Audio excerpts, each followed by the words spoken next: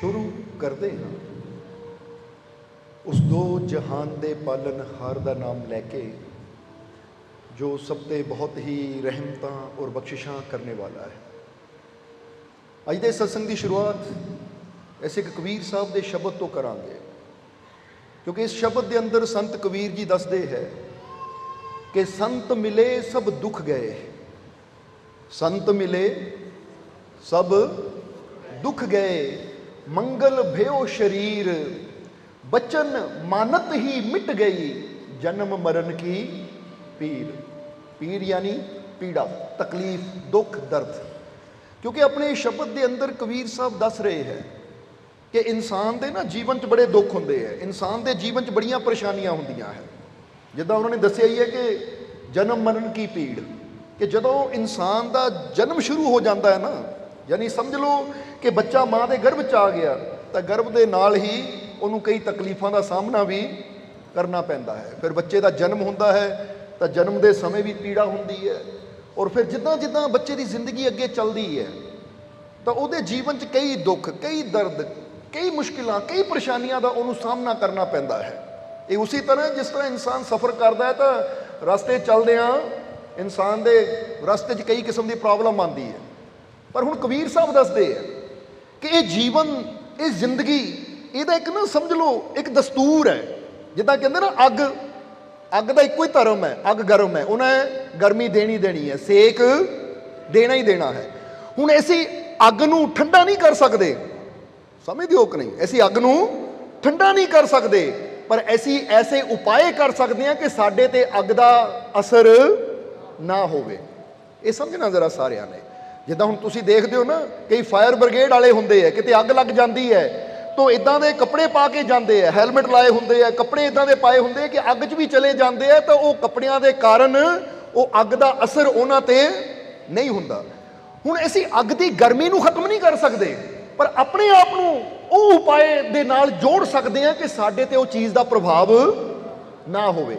और यही गल कबीर साहब दस रहे हैं कि जन्म मरण दे पीड़ा, ये जन्म मरण का जो चक्कर है ना, ये चक्कर दे विच दर्द है, दुख है, पीड़ा है, और ऐसी इस पीड़ा नूं बदल, ये चक्कर नूं बदल नहीं सकते, पर ऐसे अपने आप दे नाल कुछ ऐसा उपाय कर सकते हैं कि ये पीड़ा, ये दर्द, ये दुख का असर साडे जीवन ते ना होवे। इसलिए इत्थे कबीर साहब दस रहे हैं और की कहते हैं, ये पीड़ा तो बचण का तरीका की है, ये पीड़ा चों निकलण का तरीका की है, कि अगर साडे जीवन च दुख है, मुश्किल है, परेशानी है, तो किहड़ा तरीका है, वो किहड़ा उपाय है जिस उपाय दे नाल जुड़ के या जिस उपाय नूं करके असीं अपने जीवन के दुखों तो बच सकते हैं। हुण इत्थे फिर कबीर साहब ने अपनी वाणी च इशारा किया कि संत मिले सब दुख गए, मंगल भयो शरीर। उन्होंने शरीर की गल की है, क्योंकि मंगल का मतलब की हुंदा, जिद्दां बंदा पुछदा है ना किसी नूं की हाल है, कहते शुभ मंगल। समझदे हो कि नहीं? सब कुछ ठीक है। मंगल का मतलब होंगे सब कुछ ठीक है भाई, मेरे जीवन में सब ठीक है, शुभ मंगल है, सब कुछ अच्छा ही है।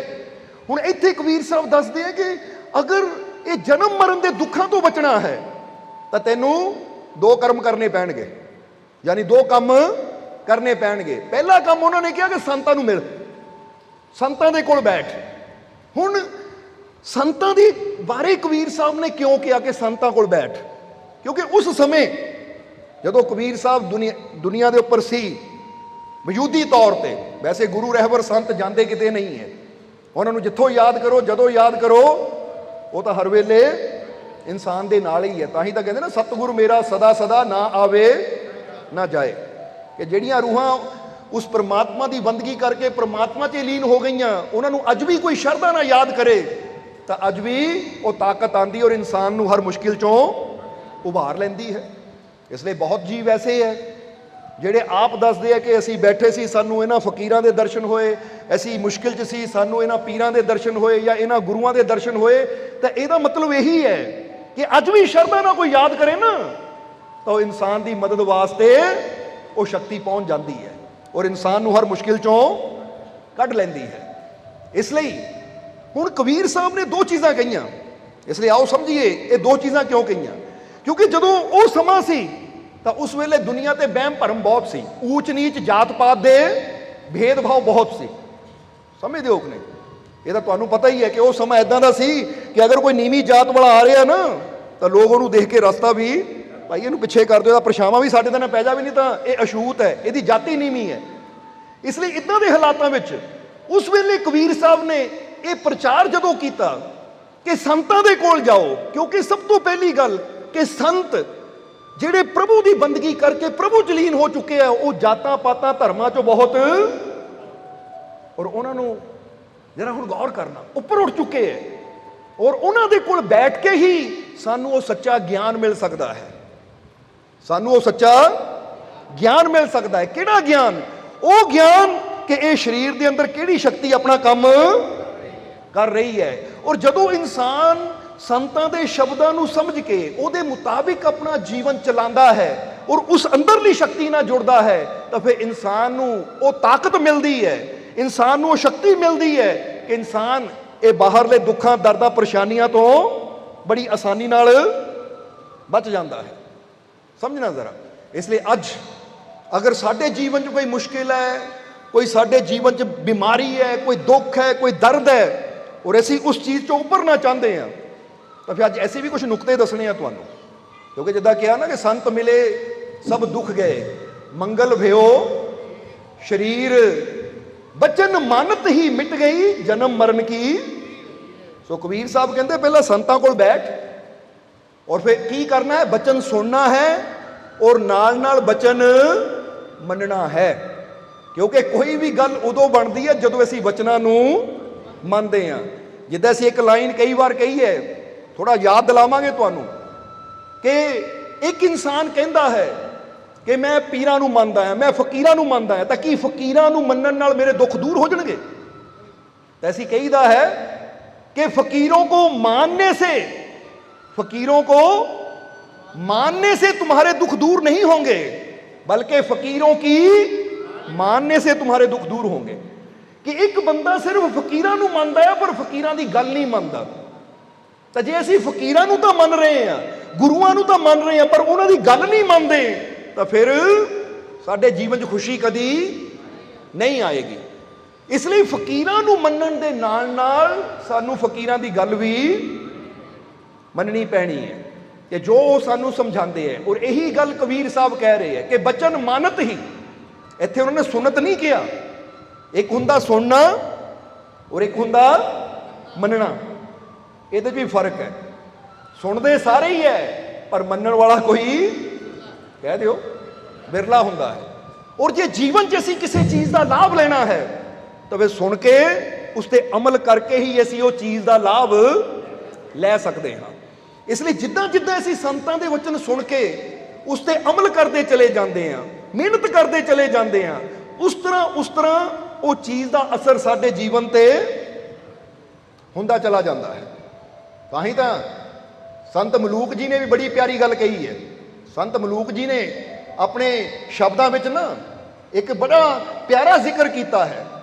और की कहते हैं, जरा हुण गौर करना। संत मलूक जी कहते हैं कि खोदत खोदत मूसा मर गया, खोदत खोदत मूसा मर गया, मौज लई भुजंगी ने। भुजंगी पता किहनूं कह दिंदे? कहते सप नूं भुजंग भी कहता जाता है, भुजंगी सप नूं भुजंगी भी कहा जाता है। इसलिए कहते खोदत खोदत मूसा मर गया, मौज लई भुजंगी ने, सींचत सींचत माली मर गया, मौज लई औरंगी ने, जोड़त जोड़त किरपन मर गया, मौज लई बरतंगी ने, और दुनिया चिंता कर कर मर गई, मौज लई सतसंगी ने। जरा देखना हुण संत मलूक जी की बाणी का जरा अर्थ समझिए असीं। वो कहते खोदत खोदत मूसा मर गया। मूसा कहते चूहे नूं, कहते कि चूहे ने ना बड़ी मेहनत की और बड़ी मेहनत कर करके उन्हें एक बिल तैयार की, डुड तैयार की एक, क्योंकि उन्हें खोदिया, खोद खोद के उन्हें बिल तैयार की। जो बिल तैयार हो गई तो चूहा बिच रहन लगा, तो अचानक एक दिन सप आया और चूहे नूं खा गया। जब चूहा दौड़ गया तो सप ने उहदे च रहना, कहते मौजा कौन लै गया? मेहनत चूहा करता रह गया तो मौजा लै गया भुजंगी। सप आया आके डुड च रहना शुरू कर दिता, मौजा हो लै गया। और फिर अगली लाइन च कहा कि सींचत सींचत माली मर गया। एक माली पहला बीज बोंदा है या पौधा लांदा है, कलमा लांदा है, और फिर हौली हौली मेहनत करता है, खाद भी दिंदा है, राखी भी करता है, और जदों ही वो पौधा बड़ा हुंदा है और उस पौधे ते फुल आंदे है। हुण फुल आंदे है तो माली बैठा देख रहा, हाँ फुल खिल गए है, तो एक औरंगी कह देंगे भंवरे नूं, वो भंवरा आंदा है, फुल ते बहंदा है और कल्ले कल्ले फुल चों रस चूस के उड़ जाता है। माली देखदा ही रह जाता है, कहते रस कौन लै गया, स्वाद कौन लै गया, औरंगी। वो भंवरा आया और रस लैके चला गया। हुण कहते है अगली लाइन च दसदे है, जोड़त जोड़त किरपन मर गया। किरपन कह देंगे कंजूस नूं। एक कंजूस जोड़ जोड़ के पैसा रख लेंदा है कि लै भी जोड़ लो, आ भी जोड़ लो, वो भी जोड़ लो, और सारी जिंदगी वो इदां ही निकल जाती है। तो कहते मौज तो उही लै जांदा जिहड़ा बरतंगी हुंदा, जिहड़ा वो धन नूं वरतदा है, जिहड़ा वो धन दा सही उपयोग करदा, मौजां तां वो लै जांदा है। हुण जिहड़ा जोड़ी जांदा है कि है सब कुछ पर ना चंगा खाना, ना चंगा पाना, ना किते चंगी जगह कुछ खर्च करना, बस कंजूसी करी जानी, तो कहते वो तो हर वेले दुखी रहिंदा है, वो तो हर वेले परेशान रहिंदा है। समझना जरा सारिਆਂ ने। हुण कहते मौजां कोल लै गया जिहड़ा वो धन दा सही उपयोग करता है। हुण इसी चीज़ नूं उन्होंने अगे जारी रखिया कि दुनिया चिंता कर कर मर गई पर मौज लई सतसंगी ने। हुण सतसंगी ने मौज किदां लई? क्योंकि सतसंग विच बह के जो ज्ञान मिलता है ना, सतसंग विच बह के जो समझ मिलती है, जदों वो समझ के मुताबिक, सही ज्ञान के मुताबिक इंसान जिंदगी जींदा है तो फिर वो जीवन च मौजां ही मौजां होंदियां। क्योंकि जीवन का आनंद लैण वास्ते जीवन का ज्ञान होना बहुत ही, और जीवन के ज्ञान वास्ते सब तो पहला सानू शक्ति का ज्ञान होना जरूरी है, जिस शक्ति ने सानू पैदा, और यह ज्ञान सानू कित्थों मिलता है? संतां गुरुआं रहबरां दे कोल बैठ के। क्योंकि जिद्दां ही दसीदा ना, कबीर साहब ने कहा कि जिहड़ा परमात्मा है कि ढूंढे प्रभु ना पावही, ना कहीं हाट बिकंत, वो सौदा तब ही होत है जब भेटे सतगुर संत। कहते परमात्मा नूं तूं इदां लभ के नहीं किते दौड़, जिद्दां बंदा तलाश करे ना, इधर भी रब नूं रब लिया, इधर भी लभ्या, इधर भी लभ्या, तो भगवान किते, वो कहते ढूंढे प्रभु ना, इदां तू जिथे मर्जी चला जा, इदां तलाश करके नहीं प्रभु मिलना। ना कहीं हाट बिकंत, ना ही उन्हें किसी दुकान तो तेनू मिलना है। अगर वाकई तेनू परमात्मा प्रभु की कृपा चाहिए है, वो शक्ति नाल तू जुड़ना चाहता है, तो उहदे वास्ते तेनू सच्चे संतां गुरुआं रहबरां नाल जुड़ना ही पैना है। क्योंकि उही वो युक्ति दिंदे है, उही वो रस्ता दिखाते हैं, उही वो मार्ग दिखाते जिस मार्ग ते चल के साडा कनैक्शन उस परमात्मा नाल जुड़ पाता है।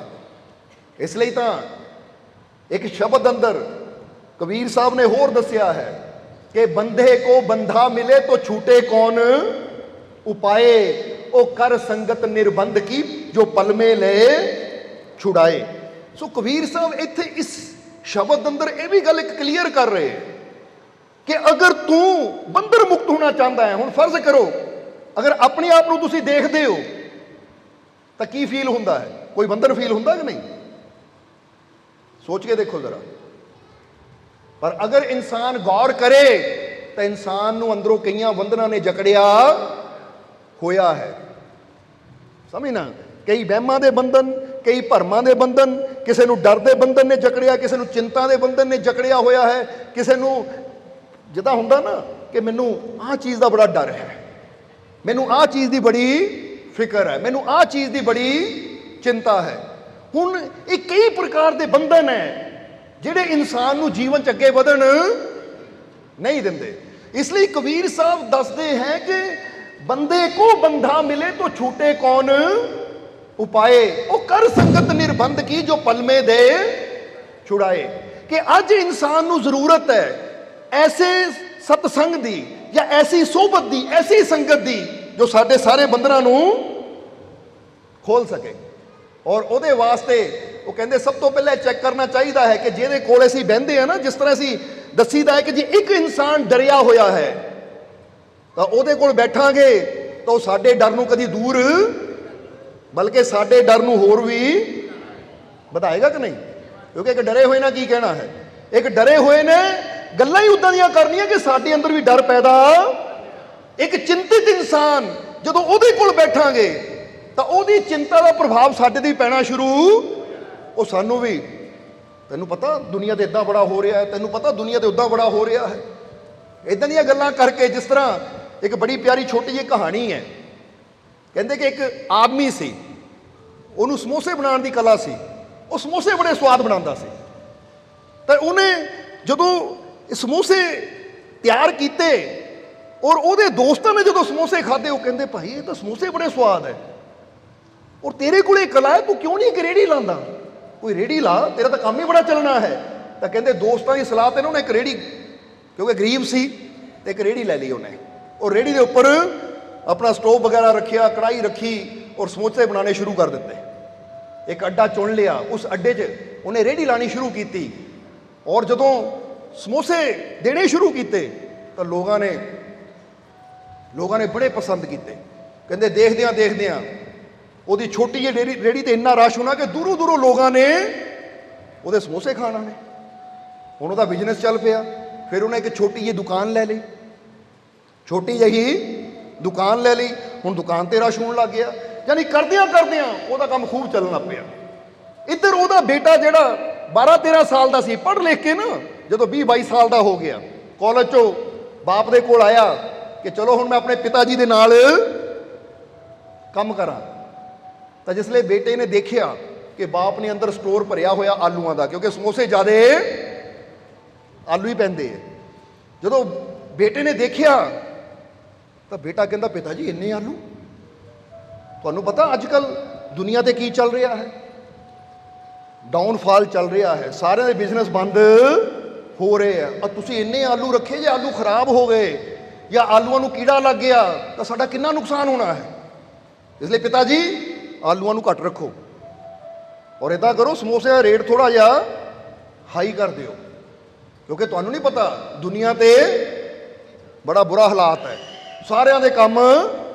ਹੁਣ ਜਦੋਂ ਬੇਟੇ ਨੇ ਡਾਊਨ ਹੋਣ ਦੀ ਗੱਲ ਕੀਤੀ ਨਾ, ਨੈਗੇਟਿਵ ਗੱਲ ਕੀਤੀ, ਤਾਂ ਬਾਪ ਨੇ ਵੀ ਮਨ 'ਚ ਆਇਆ, ਸੱਚੀ ਬੇਟਾ ਅੱਜ ਤੱਕ ਤਾਂ ਮੈਂ ਸੋਚਿਆ ਹੀ ਨਹੀਂ ਸੀ ਕਿ ਮੇਰਾ ਕੰਮ ਘਟ ਵੀ ਸਕਦਾ ਹੈ, ਅੱਜ ਤੱਕ ਤਾਂ ਮੇਰਾ ਧਿਆਨ ਕਦੀ ਗਿਆ ਹੀ ਨਹੀਂ ਸੀ ਕਿ ਮੇਰਾ ਬਿਜ਼ਨਸ ਘਟ ਵੀ ਸਕਦਾ ਹੈ। ਮੈਂ ਤਾਂ ਹਮੇਸ਼ਾ ਰੱਬ ਦਾ ਨਾਮ ਲੈ ਕੇ ਕਰਦਾ ਸੀ ਕਿ ਕਾਮਯਾਬੀ ਮਿਲੇਗੀ, ਕਿਉਂਕਿ ਮੈਂ ਹਮੇਸ਼ਾ ਜਦ ਵੀ ਤੁਰਦਾ ਸੀ ਇੱਕ ਵਿਸ਼ਵਾਸ ਨਾਲ ਤੁਰਦਾ ਸੀ ਕਿ ਮੈਨੂੰ ਸਫਲਤਾ ਦੇਣ ਵਾਲੀ ਇਹ ਦੁਨੀਆ ਨਹੀਂ ਹੈ, ਮੈਨੂੰ ਸਫਲਤਾ ਦੇਣ ਵਾਲਾ ਮੇਰਾ। ਤਾਂ ਉਸ ਵੇਲੇ ਉਹਨਾਂ ਕਿਹਾ ਪਿਤਾ ਜੀ ਦੁਨੀਆ ਦੀ ਵੀ ਦੇਖਣੀ ਪੈਂਦੀ ਹੈ, ਦੁਨੀਆ ਬਾਰੇ ਵਿਚਾਰ ਕਰਨਾ ਪੈਂਦਾ ਹੈ। ਆਹ ਦੇਖੋ ਅਖਬਾਰ, ਕਿੰਨੇ ਬਿਜ਼ਨਸਮੈਨ ਹੈ ਜਿਹਨਾਂ ਦੇ ਬਿਜ਼ਨਸ ਲਾਸ ਚੱਲ ਰਹੇ ਹੈ। ਯਾਨੀ ਜਦੋਂ ਨੈਗੇਟਿਵ ਗੱਲਾਂ ਕੀਤੀਆਂ ਤਾਂ ਆਪਣੇ ਬੇਟੇ ਦੀ ਨੈਗੇਟਿਵ ਗੱਲਾਂ ਵਿੱਚ ਆ ਕੇ ਉਹ ਜਿੱਦਾਂ ਬੇਟਾ ਕਹਿੰਦਾ ਗਿਆ ਬਾਪ ਉਦਾਂ ਹੁਣ ਹੋਇਆ ਕੀ, ਜਿੱਦਾਂ ਬੇਟੇ ਦੀ ਸਲਾਹ ਮੰਨਦਾ ਗਿਆ, ਕੰਮ ਵੱਲ ਧਿਆਨ ਘੱਟ ਤਾਂ ਚਿੰਤਾ ਜ਼ਿਆਦਾ ਹੋ ਗਈ ਬਿਜ਼ਨਸ ਡਾਊਨ ਹੋਣ ਦੀ। ਹੁਣ ਜਦੋਂ ਬਿਜ਼ਨਸ ਡਾਊਨ ਹੋਣ ਦੀ ਚਿੰਤਾ ਜ਼ਿਆਦਾ, ਕੰਮ ਵੱਲ ਧਿਆਨ ਘੱਟ ਜਾਵੇ ਤਾਂ ਕੁਆਲਿਟੀ ਵੀ, ਤਾਂ ਹੌਲੀ ਹੌਲੀ ਗਾਹਕ ਆਣੇ। ਬੇਟੇ ਨੇ ਦੇਖਿਆ ਪਿਤਾ ਜੀ ਫਰਕ ਪੈ ਰਿਹਾ ਕਿ ਨਹੀਂ, ਕਸਟਮਰ ਘਟ ਰਹੇ ਆ ਸਾਡੇ। ਹੁਣ ਦੇਖੋ ਅੱਗੇ ਕਸਟਮਰ ਕਿੰਨੇ ਸੀ, ਹੁਣ ਕਸਟਮਰ ਘਟਦੇ ਜਾ ਰਹੇ ਹੈ। ਹੁਣ ਜਾਨੀ ਕਰਦਿਆਂ ਹੌਲੀ ਹੌਲੀ ਹਾਲਾਤ ਇਹ ਆ ਗਏ ਕਿ ਸਮੋਸੇ ਦੀ ਕੁਆਲਿਟੀ ਖਤਮ ਔਰ ਕਸਟਮਰ ਦਾ ਆਣਾ। ਤਾਂ ਬੇਟੇ ਨੇ ਕਿਹਾ ਦੇਖਿਆ ਸੱਚ ਹੋ ਗਿਆ ਕਿ ਨਹੀਂ, ਤੁਹਾਨੂੰ ਪਹਿਲਾਂ ਹੀ ਮੈਂ ਕਿਹਾ ਸੀ ਕਿ ਸਾਰਿਆਂ ਦੇ ਬਿਜ਼ਨਸ ਡਾਊਨ ਆ, ਸਾਡਾ ਵੀ ਡਾਊਨ ਹੋ ਜਾਣਾ ਹੈ। ਹੁਣ ਉੱਥੇ ਬਾਪ ਸੋਚ ਰਿਹਾ ਕਿ ਚੂਕ ਕਿੱਥੇ ਹੋਈ। ਤਾਂ ਫਿਰ ਪਤਾ ਬੜਾ ਵਿਚਾਰ ਕਰਨ ਤੋਂ ਬਾਅਦ ਫਿਰ ਬਾਪ ਨੂੰ ਆਇਆ ਕਿ ਬੇਟਾ ਚੂਕ ਇੱਥੇ ਹੋ ਗਈ ਕਿ ਮੈਂ ਤੇਰੀ ਗੱਲ ਮੰਨ ਲਈ ਔਰ ਆਪਣੇ ਰੱਬ ਤੇ ਵਿਸ਼ਵਾਸ ਕਰਨਾ ਬੰਦ ਕਰ ਦਿੱਤਾ ਕਿ ਰਿਜ਼ਕ ਦੇਣ ਵਾਲਾ ਉਹ ਦਾਤਾ ਹੈ। ਨਹੀਂ ਤਾਂ ਜ਼ਰਾ ਸੋਚਣਾ ਸਾਰਿਆਂ ਨੇ। ਇੱਕ ਮਦਰ ਟਰੈਸਾ ਦਾ ਨਾਮ ਸੁਣਿਆ ਹੋਵੇਗਾ ਤੁਸੀਂ ਨਾ, ਜਿਨ੍ਹਾਂ ਨੇ ਗਰੀਬਾਂ ਨੂੰ ਬੜਾ ਭੋਜਨ ਦਿੱਤਾ, ਬੜਾ ਖਿਆਲ ਰੱਖਿਆ। ਕਹਿੰਦੇ ਜਦੋਂ ਉਹਨਾਂ ਨੇ ਇਹ ਚੈਰਿਟੀ ਸ਼ੁਰੂ ਕੀਤੀ ਸੀ ਔਰ ਉਹਨਾਂ ਨੇ ਇੱਕ ਮੀਟਿੰਗ ਕੀਤੀ ਕਿ ਮੈਂ ਇਹ ਚੈਰਿਟੀ ਸ਼ੁਰੂ ਕਰਨੀ ਜਿੱਥੇ ਗਰੀਬਾਂ ਦਾ ਖਿਆਲ ਰੱਖਿਆ ਜਾਵੇ, ਗਰੀਬਾਂ ਦੀ ਸੰਭਾਲ ਕੀਤੀ ਜਾਵੇ। ਜਦੋਂ ਉਹਨਾਂ ਨੇ ਚੈਰਿਟੀ ਸ਼ੁਰੂ ਕਰਨੀ ਸੀ ਤਾਂ ਉਹਨਾਂ ਕੋਲ ਸਿਰਫ 2 ਪੈਸੇ ਸੀ। ਉਸ ਸਮੇਂ ਕਿੰਨੇ ਪੈਸੇ ਸੀ? 2 ਪੈਸੇ। ਤਾਂ ਕਿਸੇ ਨੇ ਉਸ ਲਈ ਪੁੱਛਿਆ ਕਿ ਤੁਸੀਂ ਆ ਸ਼ੁਰੂ ਤਾਂ ਕਰਨਾ ਚਾਹੁੰਦੇ ਹੋ, ਤੁਹਾਡੇ ਕੋਲ ਪੈਸੇ ਕਿੰਨੇ ਹੈ? ਤਾਂ ਉਹਨਾਂ ਕਿਹਾ ਜੀ 2 ਪੈਸੇ। ਦਿਖਾਇਆ ਇਦਾਂ ਹੱਥ। ਉਸ ਲਈ ਨਾ ਪੈਸੇ ਚੱਲਦੇ ਹੁੰਦੇ ਸੀ ਛੋਟੇ ਛੋਟੇ, 1 ਪੈਸਾ 2 ਪੈਸੇ। ਕਹਿੰਦੇ ਆਹ 2 ਪੈਸੇ। ਤਾਂ ਸਵਾਲ ਕਰਨ ਵਾਲੇ ਪਤਾ ਕੀ ਕਿਹਾ? ਕਹਿੰਦੇ 2 ਪੈਸੇ ਨਾਲ ਕੀ ਹੋਣਾ ਹੈ? ਇਹ 2 ਪੈਸੇ ਨਾਲ ਕੀ ਹੋਣਾ ਹੈ? 2 ਪੈਸੇ ਨਾਲ ਸੰਸਥਾ ਕਿੱਦਾਂ ਚੱਲੇਗੀ? 2 ਪੈਸੇ ਨਾਲ ਸਭ ਕੁਝ ਕਿੱਦਾਂ ਹੋਏਗਾ? ਕਿੱਦਾਂ ਹੋਏਗਾ? ਤਾਂ ਉਸ ਵੇਲੇ ਮਦਰ ਟੈਰੇਸਾ ਨੇ ਜੋ ਜਵਾਬ ਦਿੱਤਾ ਨਾ, ਇਹ ਯਾਦ ਰੱਖਣਾ ਤੁਸੀਂ। ਉਹ ਕਹਿੰਦੇ ਠੀਕ ਹੈ, ਇਹ 2 ਪੈਸੇ ਨਾਲ ਕੁਝ ਨਹੀਂ ਹੋ ਸਕਦਾ, 2 ਪੈਸੇ ਨਾਲ ਕੁਝ ਨਹੀਂ ਹੋ ਸਕਦਾ, ਪਰ ਇਹ 2 ਪੈਸੇ ਔਰ ਈਸ਼ਵਰ ਦੇ ਨਾਲ ਬਹੁਤ ਕੁਝ ਹੋ ਸਕਦਾ ਹੈ। ਜੇ ਈਸ਼ਵਰ ਨਾਲ ਹੈ, ਮੇਰਾ ਮਾਲਿਕ ਨਾਲ ਹੈ, ਪਰਮਾਤਮਾ ਨਾਲ ਹੈ, ਤਾਂ ਇਸ ਲਈ ਬਹੁਤ ਕੁਝ। ਕਿਉਂਕਿ ਇੱਥੇ ਗੱਲ 2 ਪੈਸਿਆਂ ਦੀ ਨਹੀਂ ਹੈ, ਇੱਥੇ ਗੱਲ ਈਸ਼ਵਰ ਦੀ ਹੈ। ਔਰ ਮੈਨੂੰ ਵਿਸ਼ਵਾਸ ਹੈ ਜਿਹੜਾ ਕਰਮ ਮੈਂ ਕਰਨ ਜਾ ਰਹੀ ਹਾਂ ਉਹ ਈਸ਼ਵਰ ਮੇਰੇ। ਯਾਨੀ ਇੱਥੋਂ ਕੀ ਪਤਾ ਲੱਗਦਾ ਹੈ ਕਿ ਜਦੋਂ ਕੁਝ ਵੀ ਕਰੋ ਤਾਂ ਇਹ ਨਾ ਦੇਖੋ ਦੁਨੀਆ ਤੇ ਕੀ ਹਵਾ ਚੱਲ ਰਹੀ ਹੈ, ਬਲਕਿ ਇਹ ਦੇਖੋ ਮੇਰੇ ਨਾਲ ਕਿਹੜੀ ਸ਼ਕਤੀ। ਜਦੋਂ ਅਸੀਂ ਕੋਈ ਵੀ ਕਰਮ ਈਸ਼ਵਰ ਦੇ ਵਿਸ਼ਵਾਸ ਨਾਲ ਸ਼ੁਰੂ ਕਰਦੇ ਹਾਂ ਤਾਂ ਫਿਰ ਚਾਹੇ 1 ਪੈਸੇ ਤੋਂ ਸ਼ੁਰੂ ਕਰੀਏ, ਉਹ 1 ਵੀ ਵੱਧਦਾ ਫਿਰ ਲੱਖਾਂ ਤੱਕ ਪਹੁੰਚ ਜਾਂਦਾ ਹੈ। ਕਿਉਂਕਿ ਜਦੋਂ ਦੁਨੀਆ ਦੀ ਸ਼ੁਰੂਆਤ ਹੋਈ ਸੀ ਉਦੋਂ ਇੱਕੋ ਹੀ ਸੀ, ਪਰਮਾਤਮਾ ਪ੍ਰਭੂ। ਫਿਰ ਇੱਕ ਤੋਂ ਸਭ ਕੁਝ ਬਣਿਆ ਕਿ ਨਹੀਂ? ਆਪ ਸੋਚ ਕੇ ਦੇਖੋ, ਜੇ ਬੰਦਾ ਪਿੱਛੇ ਨੂੰ ਜਾਵੇ, ਜਦੋਂ ਕਹਿੰਦੇ ਆ ਕਿ ਇਨਸਾਨ ਵੀ ਹੈ ਨਹੀਂ ਸੀ, ਡਰੈਗਨ ਆਪਣੇ ਡਾਇਨਾਸੌਰ ਸੀ, ਉਸ ਤੋਂ ਵੀ ਪਿੱਛੇ ਜਾਵੇ, ਕਹਿੰਦੇ ਡਾਇਨਾਸੌਰ ਵੀ ਹੈ ਨਹੀਂ ਸੀ, ਧਰਤੀ ਵੀ ਹੈ ਨਹੀਂ ਸੀ, ਤਾਂ ਫਿਰ ਬੰਦਾ ਕਹਿੰਦਾ ਕੀ ਸੀ? ਇੱਕ, ਜਿਹਨੂੰ ਕਹਿੰਦੇ ਨਾ ਇੱਕ ਓਂਕਾਰ, ਜਾਂ ਕਹਿੰਦੇ ਵਾਹਿਦੂ ਲਾ ਸ਼ਰੀਕ, ਜਾਂ ਉਹ ਪਰਮਾਤਮਾ ਦੀ ਤਰਫ ਇਸ਼ਾਰਾ ਹੁੰਦਾ। ਉਹ ਭਾਈ ਇੱਕ ਉਹ ਰੱਬ ਸੀ, ਇੱਕ ਭਗਵਾਨ ਸੀ, ਇੱਕ ਪ੍ਰਭੂ ਸੀ। ਤਾਂ ਜੇ ਇੱਕ ਪ੍ਰਭੂ ਤੋਂ ਸਭ ਕੁਝ ਬਣ ਗਿਆ, ਤਾਂ ਅੱਜ ਜੇ ਮੈਂ ਉਹ ਪ੍ਰਭੂ ਨੂੰ ਆਪਣੇ ਨਾਲ ਲੈ ਕੇ ਚੱਲੂੰਗਾ ਜਿਹੜਾ ਇਹ ਸਭ ਕੁਝ ਬਣਾ ਸਕਦਾ ਹੈ, ਤਾਂ ਮੇਰੀ ਜ਼ਿੰਦਗੀ ਨੂੰ ਵੀ ਬਿਹਤਰ ਬਣਾ ਸਕਦਾ ਹੈ ਉਹ, ਅਗਰ ਮੈਂ ਉਹ ਇੱਕ ਨੂੰ ਨਾਲ ਲੈ ਕੇ ਚੱਲਾਂ, ਅਗਰ ਉਸ ਇੱਕ ਤੇ ਵਿਸ਼ਵਾਸ ਰੱਖਾਂ। ਇਸ ਲਈ ਇੱਥੇ ਗੱਲ ਸਾਰੀ ਵਿਸ਼ਵਾਸ ਦੀ ਹੈ, ਗੱਲ ਸਾਰੀ ਯਕੀਨ ਦੀ ਹੈ। ਸਮਝਦੇ ਹੋ ਕਿ ਨਹੀਂ? ਇਸ ਲਈ ਜਿਨ੍ਹਾਂ ਦੇ ਅੰਦਰ ਵਿਸ਼ਵਾਸ ਹੈ, ਜਿਨ੍ਹਾਂ ਅੰਦਰ ਯਕੀਨ है, सो ਇੱਥੇ ਇੱਕ ਲਾਈਨ ਤੁਹਾਨੂੰ ਕਵਾਂਗੇ कि आज अपने हालातों को देखकर, आज अपने बुरे हालातों को देखकर दुखी या निराश मत होना। अगर अज तुहाडे जीवन च कोई बुरा हालात चल रहा है, अगर अज तुहाडे जीवन च कोई पीड़ा है, कोई संकट है, कोई तकलीफ है, या किसी तरह के भी बुरे हालात है, क्योंकि कई बार बंदा कहता ना मेरे हालात बहुत ही माड़े है, मैं सेहत नूं लैके बहुत दुखी हाँ, मैं अपने काम नूं लैके बहुत दुखी हाँ, अपने परिवार नूं लैके, बिजनेस नूं लैके, यानी किसी प्रकार का भी अगर कोई जीवन च दुख है, कोई मुश्किल है, कोई परेशानी है, तो यह गल याद रखना कि आज अपने बुरे हालातों को देखकर दुखी या निराश मत होना। आज अपने बुरे हालातों को देखकर दुखी या निराश मत होना, ईश्वर पर विश्वास रखना, क्योंकि ईश्वर के पास एक काले कोयले को, ईश्वर के पास एक काले कोयले को चमकदार हीरे में बदलने की ताकत होती है। इसलिए इत्थे की दसिया गया है कि आज अपने बुरे हालातों को देखकर दुखी या निराश मत होना, ईश्वर पर विश्वास रखना, क्योंकि ईश्वर के पास एक काले कोयले को चमकदार हीरे में बदलने की ताकत होती है। ये तो समझ आई कि नहीं? एक काला कोयला कहते हैं ना कि हीरा कित्थों बनता है, जरा जवाब दे दियो। और कोयले का रंग की हुंदा है? काला। और हीरे का रंग की हुंदा है? चमकदार। कितना शाइन करता है। हुण कित्थे कोयला, अगर बंदा ना एक तरफ कोयला रख देवे, दूजी तरफ हीरा रख देवे, तो बुद्धि हैरान हो जाएगी, है आ जिहड़ा इन्ना चमक रहा इचों निकलिया है, आही सी आ काला जिहड़ा हथ भी लाओ तो हत्थां नूं भी काला कर दिंदा, जिहनूं छूहण दे नाल हथ भी काले हो जाते हैं। वो कमाल की गल है, हीरा इन्ना सुंदर, इन्ना चमकदार इहदे विचों निकलिया है, तो उत्थे बुद्धि हैरान होंदी है कि किहड़ी ताकत है जिहड़ी इदां दे काले कोयले नूं इन्ना चमकदार हीरा बना सकती है। तो फिर हुंदा कि वो ताकत इक्को ही है जिहड़ी सानूं सब नूं जीवन देण वाली है, जिहड़ी ये साबित करदी है कि अज किसी दे हालात नूं देख के मजाक ना उड़ा, अज किसी दी जिंदगी नूं देख के उहनूं छोटा ना समझ, क्योंकि वो चाहे तो उस कोयले नूं हीरा बना देवे। इहले कोहे नूर वर्गा हीरा भी एक काले कोयले चों निकलदा है। इहदा मतलब की है कि उहदी ताकत, उहदी शक्ति, उत्ते अगर असीं विश्वास रखते हैं तो फिर इंसान जीवन के दुखों तो कभी निराश नहीं होंदा। फिर वो कहता कि अज मेरे जीवन च अगर मेरे हालात बुरे चल रहे हैं या अज मेरे जीवन च अगर कोई पीड़ा है तो मैनू ईश्वर ते अपने मालिक ते पूरा विश्वास है, क्योंकि जो एक काले कोयले नूं हीरा बना सकता है तो मैनू भी ये दुखों की अंधेरी रात चों कढ़ के खुशियां की सवेर तक जरूर लैके जाएगा।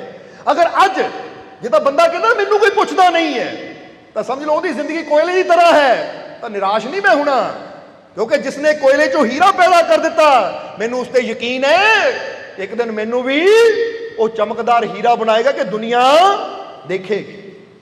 इन्ना अगर तुहाडे अंदर कॉन्फिडेंस है, इन्ना अगर तुहाडे अंदर विश्वास है उस शक्ति ते, तो फिर याद रखो तुहाडे जीवन च खुशी जरूर,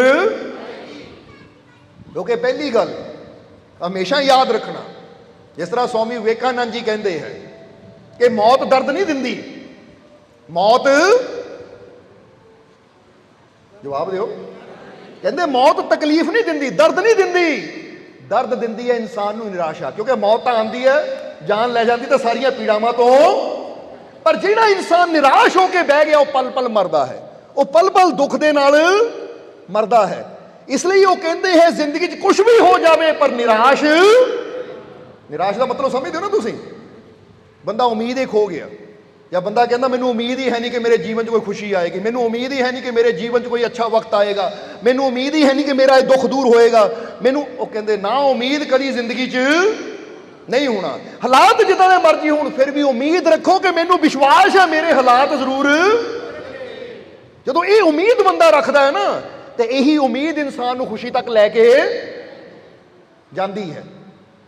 इसलिए तां तो असीं कई बार दसीदा कि कुछ सच्चियां घटनावां इदां दियां हैं। एक आदमी ने एक बुक लिखी सी जिहदा टाइटल सी अलोन, समझना जरा, ये बाहरला राइटर है और उसकी अप बीती सी, बुक का नाम की है अलोन, और उसकी अप बीती सी कि वह बर्फ के अंदर दब गया सी और कला ही सी, और किन्ने महीने वह कला ही उस बर्फ के अंदर कला दबिया रहा सी। जरा समझना किन्ने महीने कोई नहीं सी अंदर ही, पर कहते मैनू एक उम्मीद सी, मैनू एक उम्मीद सी कि मेरी, क्योंकि कहता मैं गॉड अगे अरदास करता सी, ईश्वर अगे प्रार्थना करता हुंदा सी कि ईश्वर इत्थे होर कोई नहीं है पर मैनू विश्वास है तू मेरे नाल है, तू मैनू देख भी रहा और तू मैनू इस मुश्किल चो कड्डेगा भी।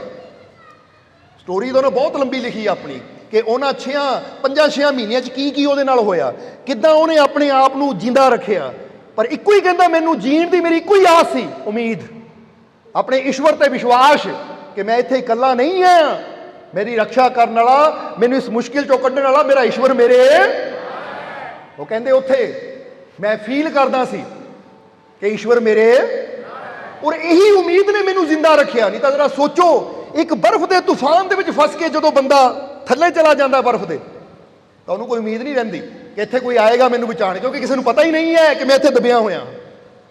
या तो होवे ना बंदा कहता ले भी किसी को पता कि मैं इत्थे मुसीबत में बैठा है तो कोई आएगा मैनू खोजदा खोजदा, कहते उम्मीद ही है नहीं सी, क्योंकि किसी को पता ही नहीं सी मैं इत्थे हाँ, पर फिर भी मैं विश्वास रखिया तो किन्ने महीने मैं कल्ला ही उत्थे रहा, तो आखिर एक दिन मैनू खुशी मिली जो मैं मशीनां की आवाज़ सुनी कि ऊपर मशीनां चल रही हैं, तो बर्फ नूं हटाया क्योंकि थल्ले आवाज़ आ रही सी, तो मैं क्या अज ईश्वर ने मेरी, तो कहते जदों मशीनां ने वो बर्फ नूं साफ किया और थल्ले मैं निकलिया, वो हैरान रह गए तू इत्थे, तो कहता मैं एक सवाल किया कि तुहानूं पता सी मैं इत्थे हाँ, तो जिहड़ा वो मशीनां दा ऑपरेटर सी ना वो कहता सच दसना सानूं पता नहीं सी तू इत्थे हाँ, असीं दूर काम कर रहे सी, पर अचानक मेरे माइंड नूं खिच पई, अंदर कुछ होया कि मशीन लैके इधर चल इत्थे खुदाई कर, अंदरों की खिच पई मैनू नहीं समझ आई कि किहड़ी ताकत ने मैनू इत्थे, जिदा कहंदे ना मैं तो उत्थे सी पर अंदर मेरे कोई इदां दी ताकत ने मैनू खिच पाई कि इहनूं लैके इधर चल, ये अपनी मशीन इधर लै चल, जिदा समझ लो कोई जमीन खोददा खोददा काम इत्थे कर रहा है पर अचानक इत्थों छड्ड के उधर चला जाए, वो किहड़ी ताकत सी, कहंदा मैनू नहीं पता। तो इसलिए उन्हें अपनी बुक च लिखिया कि उन्होंने तो नहीं पता सी किहड़ी ताकत है, पर मैनू पता सी वो ताकत मेरा ईश्वर सी, जिहदे अगे मैं दिन रात प्रार्थना करता सी, क्योंकि जो सच्चे ही दिलों, ताही तो गुरबाणी भी कहती ना बिरथी कदे ना हो वही, ये गुरुआं रहबरां ने जो बचन कहे है ना ਤਾਂ ਹੀ ਤਾਂ ਜੀਸਸ ਨੇ ਵੀ ਕਿਹਾ ਕਿ prayer is the key to the gate of heaven. ਕਹਿੰਦੇ ਪ੍ਰੇਅਰ ਹੀ, ਤੁਹਾਡੀ ਪ੍ਰਾਰਥਨਾ ਸਵਰਗ ਦੇ ਦਰਵਾਜ਼ੇ ਦੀ ਚਾਬੀ ਹੈ। ਅਗਰ ਸੱਚੇ ਦਿਲੋਂ ਕੀਤੀ ਜਾਵੇ ਤਾਂ ਦਰਵਾਜ਼ਾ ਖੁੱਲਦਾ ਵੀ ਹੈ ਔਰ ਇਨਸਾਨ ਦੀ ਹਰ ਮੁਸ਼ਕਿਲ ਦਾ ਹੱਲ ਵੀ। ਇਹਨੂੰ ਕਹਿੰਦੇ ਈਸ਼ਵਰ ਤੇ ਵਿਸ਼ਵਾਸ। ਸੋ ਚਾਹੇ ਗੋਡ ਕਹੀਏ, ਈਸ਼ਵਰ ਕਹੀਏ, ਭਗਵਾਨ ਕਹੀਏ, ਇਸ਼ਾਰਾ ਤਾਂ ਸ਼ਕਤੀ ਵੱਲ ਹੀ ਹੈ। ਅਗਰ ਤੁਹਾਡੇ ਜੀਵਨ 'ਚ ਅੱਜ ਮੁਸ਼ਕਿਲ ਹੈ ਤਾਂ ਯਾਦ ਰੱਖੋ, ਸੱਚੇ ਦਿਲੋਂ ਅਰਦਾਸ ਕਰਨ ਦੇ ਨਾਲ ਹਰ ਮੁਸ਼ਕਿਲ ਦਾ ਹੱਲ। ਅਗਰ ਕੋਈ ਰਸਤਾ ਸਮਝ ਨਹੀਂ ਆਉਂਦਾ ਤਾਂ ਜਿੱਦਾਂ ਜੀਸਸ ਕਹਿੰਦੇ ਹੁੰਦੇ ਸੀ ਕਿ ਜੇ ਕੋਈ ਸਮਝ ਨਾ ਆਵੇ ਤਾਂ ਅੱਖਾਂ ਬੰਦ ਕਰਕੇ ਗੋਡ ਕੋਲੋਂ ਮੰਗੋ, ਯਾਨੀ ਰੱਬ ਤੋਂ ਮੰਗੋ ਕਿ ਮੇਰੇ ਪ੍ਰਮਾਤਮਾ ਪ੍ਰਭੂ ਮੈਨੂੰ ਰਸਤਾ ਦਿਖਾ, ਜਿਹੜਾ ਰਸਤਾ ਮੈਨੂੰ ਸਫਲਤਾ, ਖੁਸ਼ੀ, ਕਾਮਯਾਬੀ ਦੀ ਤਰਫ ਲੈ ਜਾਵੇ। ਕਹਿੰਦੇ ਜਦੋਂ ਇਨਸਾਨ ਇਹ ਪ੍ਰਾਰਥਨਾ ਕਰਦਾ ਹੈ ਤਾਂ ਫਿਰ ਇਨਸਾਨ ਨੂੰ ਉਹ ਸੰਕੇਤ ਮਿਲਣੇ ਸ਼ੁਰੂ ਹੋ ਜਾਂਦੇ ਆ। ਜਾਂ ਉਹਨੂੰ ਸੁਪਨੇ ਸੰਕੇਤ ਮਿਲਣਗੇ, ਜਾਂ ਫਿਰ ਉਹਨੂੰ ਕੋਈ ਸਤਸੰਗ ਦੇ ਵਿੱਚ ਬਚਨ ਉੱਧਰ ਮਿਲ ਜਾਏਗਾ, ਯਾਨੀ ਕੁਛ ਨਾ ਕੁਛ ਰਸਤਾ ਪਰਮਾਤਮਾ ਇਦਾਂ ਦੇ ਦੇਗਾ ਜਿਸ ਤੇ ਚੱਲ ਕੇ ਉਹਨੂੰ ਸਫਲਤਾ, ਖੁਸ਼ੀ, ਕਾਮਯਾਬੀ। ਕਿਉਂਕਿ ਇਨਸਾਨ ਦੀ ਪ੍ਰਾਰਥਨਾ ਕਦੀ ਵਿਅਰਥ ਨਹੀਂ ਜਾਂਦੀ। ਔਰ ਇਹ ਯਾਦ ਰੱਖਣਾ ਕਿ ਜਿੰਨਾ ਜ਼ਿਆਦਾ ਸਾਡੇ ਅੰਦਰ ਵਿਸ਼ਵਾਸ ਹੁੰਦਾ ਹੈ ਨਾ, ਜਿੰਨਾ ਜ਼ਿਆਦਾ ਸਾਡਾ ਦਿਲ ਪਿਓਰ ਹੁੰਦਾ ਹੈ, ਪਿਓਰ ਦਾ ਮਤਲਬ ਸਮਝਦੇ ਹੋ ਨਾ, ਇੱਕ ਹੁੰਦਾ ਮਿਲਾਵਟ ਜਿਹ 'ਚ ਨਫ਼ਰਤ, ਬੈਰ, ਵਿਰੋਧਤਾ ਹੈ, ਉਨਾ ਹੀ ਅਸੀਂ ਉਹਦੀ ਰਹਿਮਤ ਨੂੰ ਘੱਟ ਪਕੜ ਪਾਉਂਦੇ ਹਾਂ। ਜਿੱਦਾਂ ਕਿ ਛੋਟੀ ਜਿਹੀ ਕਹਾਣੀ ਦੱਸਾਂਗੇ, ਥੋੜਾ ਕਲੀਅਰ ਹੋ ਜਾਏਗਾ ਕਿ ਇੱਕ ਜੰਗਲ ਦੇ ਵਿੱਚ ਇੱਕ ਝੀਲ ਸੀ। ਉਹ ਝੀਲ ਦੇ ਵਿੱਚ ਬੜੇ ਸੁੰਦਰ ਫੁੱਲ ਖਿਲੇ ਹੋਏ ਸੀ ਔਰ ਇੱਕ ਸਾਧੂ ਉਸ ਝੀਲ ਦੇ ਕਿਨਾਰੇ ਬੈਠਾ ਧਿਆਨ ਕਰ ਰਿਹਾ ਹੈ, ਯਾਨੀ ਭਗਤੀ ਕਰ ਰਿਹਾ ਹੈ ਕਿ ਅਚਾਨਕ ਇੱਕ ਸ਼ਿਕਾਰੀ ਆਇਆ। ਸ਼ਿਕਾਰੀ ਨੇ ਜਦੋਂ ਦੇਖਿਆ ਝੀਲ ਦੇ ਵਿੱਚ ਬੜੇ ਸੁੰਦਰ ਫੁੱਲ ਹੈ ਤਾਂ ਸ਼ਿਕਾਰੀ ਉਸ ਝੀਲ ਦੇ ਅੰਦਰ ਗਿਆ ਔਰ ਜਾ ਕੇ ਉਹਨਾਂ 2-4 ਫੁੱਲ ਤੋੜੇ ਔਰ ਚਲਾ ਗਿਆ। ਸ਼ਿਕਾਰੀ ਨੇ, ਕਿਉਂਕਿ ਸ਼ਿਕਾਰੀ ਤੁਹਾਨੂੰ ਪਤਾ ਹੀ ਹੈ ਜਿਹੜਾ ਕੰਮ ਹੁੰਦਾ ਜੰਗਲੀ ਜਾਨਵਰਾਂ ਨੂੰ ਮਾਰਨਾ। ਹੁਣ ਕਹਿੰਦੇ ਸ਼ਿਕਾਰੀ ਗਿਆ ਔਰ ਜਾ ਕੇ 2-3 ਫੁੱਲ ਤੋੜੇ ਔਰ ਚਲਾ ਗਿਆ। ਇੱਧਰ ਇਸ ਸਾਧੂ ਨੇ ਦੇਖਿਆ, ਹੈ ਇਹ ਸ਼ਿਕਾਰੀ 2-3 ਫੁੱਲ ਤੋੜ ਕੇ ਲੈ ਗਿਆ, ਫੁੱਲ ਬੜੇ ਸੁੰਦਰ ਹੈ, ਜੇ ਮੈਂ ਵੀ ਇੱਕ ਅੱਧਾ ਤੋੜ ਕੇ ਆਪਣੀ ਭਗਵਾਨ ਦੀ ਮੂਰਤੀ ਤੇ ਚੜਾ ਦੇਵਾਂ ਤਾਂ ਭਗਵਾਨ ਨੂੰ ਕਿੰਨੀ ਖੁਸ਼ੀ ਹੋਏਗੀ, ਇੰਨਾ ਸੁੰਦਰ ਫੁੱਲ। ਹੁਣ ਆਪਣੀ ਸ਼ੁੱਧ ਭਾਵਨਾ ਦੇ ਨਾਲ ਜਦੋਂ ਉਹ ਸਾਧੂ ਉੱਠ ਕੇ ਝੀਲ ਵਿੱਚ ਜਾਣ ਲੱਗਾ, ਫੁੱਲ ਤੋੜਨ ਲੱਗਾ, ਤਾਂ ਕਹਿੰਦੇ ਅਚਾਨਕ ਉਹ ਝੀਲ ਦੀ ਦੇਵੀ ਪ੍ਰਗਟ ਹੋਈ। ਕਿਹਾ ਸਾਧੂ ਮਹਾਰਾਜ ਇਹ ਫੁੱਲ ਨਾ ਤੋੜੋ, ਤੁਹਾਨੂੰ ਪਤਾ ਮੈਂ ਝੀਲ ਦੀ ਦੇਵੀ ਹਾਂ, ਮੈਂ ਨਦੀ ਦੀ, ਇਹ ਝੀਲ ਦੀ ਦੇਵੀ ਹਾਂ ਔਰ ਇਹ ਫੁੱਲ ਬੜੇ ਸੁੰਦਰ ਇੱਥੇ ਲੱਗ ਰਹੇ, ਇਹਨਾਂ ਨੂੰ ਨਾ ਤੋੜੋ। ਤਾਂ ਸਾਧੂ ਬੜਾ ਹੈਰਾਨ ਹੋਇਆ, ਕਹਿੰਦਾ ਕਮਾਲ ਦੀ ਗੱਲ ਹੈ, ਕਮਾਲ ਦੀ ਗੱਲ ਹੈ। ਉਹ ਸ਼ਿਕਾਰੀ ਆਇਆ, ਮੈਂ ਤਾਂ ਭਗਵਾਨ ਵਾਸਤੇ ਤੋੜਨਾ ਸੀ, ਇੱਕੋ ਹੀ ਤੋੜਨਾ ਸੀ, ਔਰ ਇਹ ਝੀਲ ਦੀ ਦੇਵੀ ਤੂੰ ਮੈਨੂੰ ਰੋਕ ਰਹੀ। ਉਹ ਸ਼ਿਕਾਰੀ ਆਇਆ 4-5 ਤੋੜ ਕੇ ਲੈ ਗਿਆ, ਉਹਨੂੰ ਕਿਉਂ ਨਹੀਂ ਰੋਕਿਆ? ਤਾਂ ਉਸ ਵੇਲੇ ਇਹ ਗੱਲ ਯਾਦ ਰੱਖਣਾ, ਝੀਲ ਦੀ ਦੇਵੀ ਨੇ ਕੀ ਕਿਹਾ, ਰੋਕਣਾ ਤਾਂ ਮੈਂ ਉਹਨੂੰ ਵੀ ਚਾਹੁੰਦੀ ਸੀ, ਪਰ ਕੀ ਕਰੀਏ, ਉਹਦੇ ਕੋਲ ਹਿਰਦਾ, ਉਹਦੇ ਕੋਲ ਅਕਲ, ਉਹਦੇ ਕੋਲ ਅੱਖ, ਉਹਦੇ ਕੋਲ ਸਮਝ ਨਹੀਂ ਸੀ ਕਿ ਮੈਨੂੰ ਦੇਖ ਸਕੇ, ਮੈਨੂੰ ਸਮਝ ਸਕੇ। ਕਿਉਂਕਿ ਸਮਝਾਇਆ ਵੀ ਉਹਨੂੰ ਜਾਂਦਾ ਜਿਹੜਾ ਸਮਝ, ਉਹਦੀ ਮੱਤ ਇੰਨੀ ਕਠੋਰ ਸੀ, ਉਹ ਇੰਨਾ ਪੱਥਰ ਸੀ ਕਿ ਮੈਨੂੰ ਨਾ ਉਹ ਦੇਖ ਸਕਦਾ ਸੀ ਤਾਂ ਨਾ ਹੀ ਮੇਰੀ ਸੁਣ ਸਕਦਾ ਸੀ। ਪਰ ਮੈਡੀਟੇਸ਼ਨ ਕਰਕੇ, ਧਿਆਨ ਕਰਕੇ ਤੇਰੀ ਸੁਰਤੀ ਇੰਨੀ ਪਵਿੱਤਰ ਉਰੁਚੀ ਹੋ ਚੁੱਕੀ ਹੈ ਕਿ ਤੂੰ ਮੈਨੂੰ ਦੇਖ ਵੀ ਸਕਦਾ ਆ, ਮੇਰੀ ਸੁਣ ਵੀ ਸਕਦਾ ਆ ਔਰ ਮੇਰੀ ਗੱਲ ਮੰਨ ਵੀ। ਕਿਉਂਕਿ ਕਹਿੰਦੇ ਨਾ ਸਮਝਦਾਰ ਮੰਨ ਲੈਣਗੇ, ਜਿਹੜੇ ਨਾ ਸਮਝਦੇ ਸਮਝਾਓ ਵੀ ਤਾਂ ਵੀ ਉਹਨਾਂ ਨੇ। ਹੁਣ ਇਹਦਾ ਮਤਲਬ ਕੀ ਹੈ ਕਿ ਕੁਦਰਤ ਸਾਨੂੰ ਹਰ ਵੇਲੇ ਸੰਕੇਤ ਦਿੰਦੀ ਹੈ, ਪਰ ਅਸੀਂ ਸਮਝ ਕਿਉਂ ਨਹੀਂ ਪਾਉਂਦੇ? ਕਿਉਂਕਿ ਸਾਡਾ ਦਿਲ ਪੱਥਰ ਹੈ, ਕਠੋਰ ਹੈ, ਜਾਂ ਅਸੀਂ, ਸਾਡੀ ਸੁਰਤੀ ਬੜੀ ਥੱਲੇ ਹੈ। ਸਮਝ ਆ ਰਹੀ ਕਿ ਨਹੀਂ? ਜਿੱਦਾਂ ਤੁਸੀਂ ਕਈ ਵਾਰ ਦੇਖਦੇ ਹੋ ਨਾ ਕਿ ਬੰਦਾ ਕਹਿੰਦਾ ਮੋਬਾਈਲ ਨੂੰ ਲੈ ਕੇ ਮੈਂ ਬੇਸਮੈਂਟ 'ਚ ਚਲਾ ਗਿਆ। ਬੇਸਮੈਂਟ ਵਿੱਚ ਜਾਣ ਨਾਲ ਕੀ ਹੋਇਆ? ਮੋਬਾਈਲ ਦਾ ਸਿਗਨਲ, ਜਵਾਬ ਦੇ ਦਿਓ ਹੁਣ। ਬੰਦਾ ਕਹਿੰਦਾ ਸਿਗਨਲ ਨਹੀਂ ਆਉਂਦਾ, ਮੈਂ ਬੇਸਮੈਂਟ ਵਿੱਚ ਹਾਂ। ਬੇਸਮੈਂਟ ਸਮਝਦੇ ਹੋ ਨਾ ਤੁਸੀਂ? ਕਹਿੰਦਾ ਮੈਂ ਬੇਸਮੈਂਟ ਵਿੱਚ, ਇੱਥੇ ਮੋਬਾਈਲ ਦਾ ਠਹਿਰ ਲਾ, ਮੈਨੂੰ ਉੱਪਰ ਛੱਤ ਤੇ ਜਾਣ ਦੇ। ਹੁਣ ਜਿੰਨੀ ਉਚਾਈ ਤੇ ਅਸੀਂ ਜਾਂਦੇ ਸਿਗਨਲ ਉਨਾ ਕਲੀਅਰ। ਤੇ ਬੰਦਾ ਕਦੀ ਕੋਠੇ ਤੇ ਜਾਂਦਾ, ਲਓ ਜੀ ਆ ਗਿਆ ਸਿਗਨਲ, ਜਾਂ ਮੈਂ ਬਾਹਰ ਆ ਗਿਆ, ਸਿਗਨਲ ਆ ਗਿਆ। ਹੁਣ ਸਮਝ ਲਓ ਕਿ ਪਰਮਾਤਮਾ ਵੀ ਉਸੇ ਸਿਗਨਲ ਦੀ ਤਰ੍ਹਾਂ ਹੀ ਹੈ। ਉਹ ਪਰਮਾਤਮਾ ਦਾ ਸਿਗਨਲ ਚਾਰੋਂ ਤਰਫ ਹੀ ਫੈਲਿਆ ਹੋਇਆ ਹੈ, ਪਰ ਜਿੰਨੀ ਸਾਡੀ ਸੋਚ ਗਿਰਦੀ ਚਲੀ ਜਾਂਦੀ ਹੈ, ਯਾਨੀ ਜਿੰਨੀ ਸਾਡੀ ਸੋਚ ਨੀਚੀ ਹੁੰਦੀ ਚਲੀ ਜਾਂਦੀ ਹੈ, ਉਨਾ ਹੀ ਅਸੀਂ ਪ੍ਰਭੂ ਦੇ ਸਿਗਨਲ ਤੋਂ ਦੂਰ ਹੁੰਦੇ ਚਲੇ ਜਾਂਦੇ ਹਾਂ। ਤਾਂ ਜਿੰਨੀ ਸਾਡੀ ਸੋਚ, ਸਾਡੇ ਕਰਮ ਉੱਚੇ ਹੁੰਦੇ ਚਲੇ ਜਾਂਦੇ ਹੈ, ਅਸੀਂ ਪ੍ਰਭੂ ਦੇ ਸੰਪਰਕ 'ਚ ਉਨਾ ਆਸਾਨੀ ਨਾਲ ਅਸੀਂ ਉਹਦੀ ਸਿਗਨਲ ਨੂੰ ਪਕੜ ਵੀ ਲੈਂਦੇ ਆ। ਉਹਦੀ ਗੱਲ ਸਾਡੇ ਤੱਕ ਵੀ ਆਉਂਦੀ ਤਾਂ ਸਾਡੀ ਗੱਲ ਉਹਦੇ ਤੱਕ ਵੀ। ਹੁਣ ਕਈ ਵਾਰ ਬੰਦਾ ਫਕੀਰਾਂ ਕੋਲ ਜਾ ਕੇ ਕੀ ਕਹਿੰਦਾ ਕਿ ਮਹਾਰਾਜ ਅਰਦਾਸ ਕਰੋ ਕਿ ਮੇਰੀ ਬਿਗੜੀ ਬਣ ਜਾਵੇ। ਕਿਉਂ? क्योंकि बंदे नूं पता है फकीरां दा सिग्नल वो उचाई ते फकीर बैठे हुए है कि इन्हां दी आवाज़ जल्दी रब तक, क्योंकि बंदगी करके, भगती करके, प्रेम करके अपने प्रभु दे नाल ये उस उचाई ते बैठे है कि जिद्दां सानू बाबा फरीद की गल याद आ गई। इत्थों ये गल थोड़ी होर क्लीयर हो जाएगी कि एक दिन एक नौजवान बाबा फरीद दे कोल गया और नौजवान की हाइट बड़ी छोटी जी सी, यानी समझ लो 4 साढ़े 4 फुट का। तो बाबा फरीद की हाइट बड़ी लंबी सी, उच्चे लंबे सी बाबा फरीद 6 फुट के करीब। जरा समझना। हुण कहते नौजवान गया जाके बाबा फरीद नूं कहण लगा कि महाराज कहते हैं कि रब जो बोल दिंदा है वो फकीर ओदी बोली भी बदल दिंदे है। जिद्दां कहते ना मेरी बांधी भगत छुड़ावे बांधे भगत ना, कि रब की लिखी नूं कहते फकीर बदल दिंदे है। महाराज ये किद्दां हुंदा है, ये किद्दां हुंदा है? तो उस वेले बाबा फरीद ने उन्होंने समझाने की खातर की किया, ये किद्दां हुंदा है? ताजा भी बेटा तेनू दस दे। कोल ही दीवार सी, बाबा फरीद ने उन्होंने कहा वो सामने ना कोयला लैके आ। सामने कोयला पिया सी, वो कोयला लैके आया। तो बाबा फरीद ने हाथ इदा करके ना दीवार ते खड़े होके कुछ लिख दिता, समझना जरा, लिख दिता। तो उन्होंने कोयला दिता, कहते लै बेटा हुण तू लिख, इनू मिटा के तू इत्थे कुछ होर लिख, पर लिखना उत्थे ही जिथे असीं लिखिया। उन्हें बाबा फरीद कहता महाराज मेरा कद 4.5 फुट का, तुसीं 6 फुट दे, और तुसीं बांह भी इदा करके लिखिया। हुण समझ लो कि अपना कद 6 फुट का होवे, फिर बांह इदा करके बंदा लिखे तो 7 फुट का उदा ही हो गया। तो मैं तो अड्डियां भी चकूंगा तां भी नहीं उत्थे तक पहुँच पाना, समझना जरा। सो महाराज थल्ले लिख देवां? कहते नहीं, आ जो असीं लिखिया इनू मिटा के ते लाइन फिर के किते कुछ होर लिख। कहता महाराज इत्थे लिखना मुश्किल है। कहते मुश्किल क्यों है, लभ कुछ। फिर आखिर उन्होंने आले दुआले देखिया कि एक टेबल जिहा पिया है, यानी कोई है थल्ले फट्टा जिहा, उन्हें फट्टा थल्ले रखिया, उत्ते खड़ के फिर लिखिया। जदों लिखिया तो कहता लो महाराज पर जिहड़ी गल मैं तुहानूं पुछी ਉਹਦਾ जवाब देने की बजाय तुसीं आ की कीता? कहते तैनूं समझाउण दी खातर। कहता महाराज मैं समझिया नहीं, की समझाउण दी खातर? कहता तू पुछिया सी कि रब दी लिखी फक्कर किदां बदल दिंदे है। पहली गल याद रख कि जिद्दां ऐसी लिखिया ना, इनू बदलण वास्ते तैनूं इत्थे तक पहुंचना पिया। और इत्थे तक किद्दां पहुंचिया? आ फट्टे दे उपर पैर रख के कोई सहारा लिया, जिते खड़ के तू उत्थे पहुंच गया जिथे असीं लिखिया सी। हुण बदल उही सकदा है जिहदी पहुंच उत्थे तक होवे।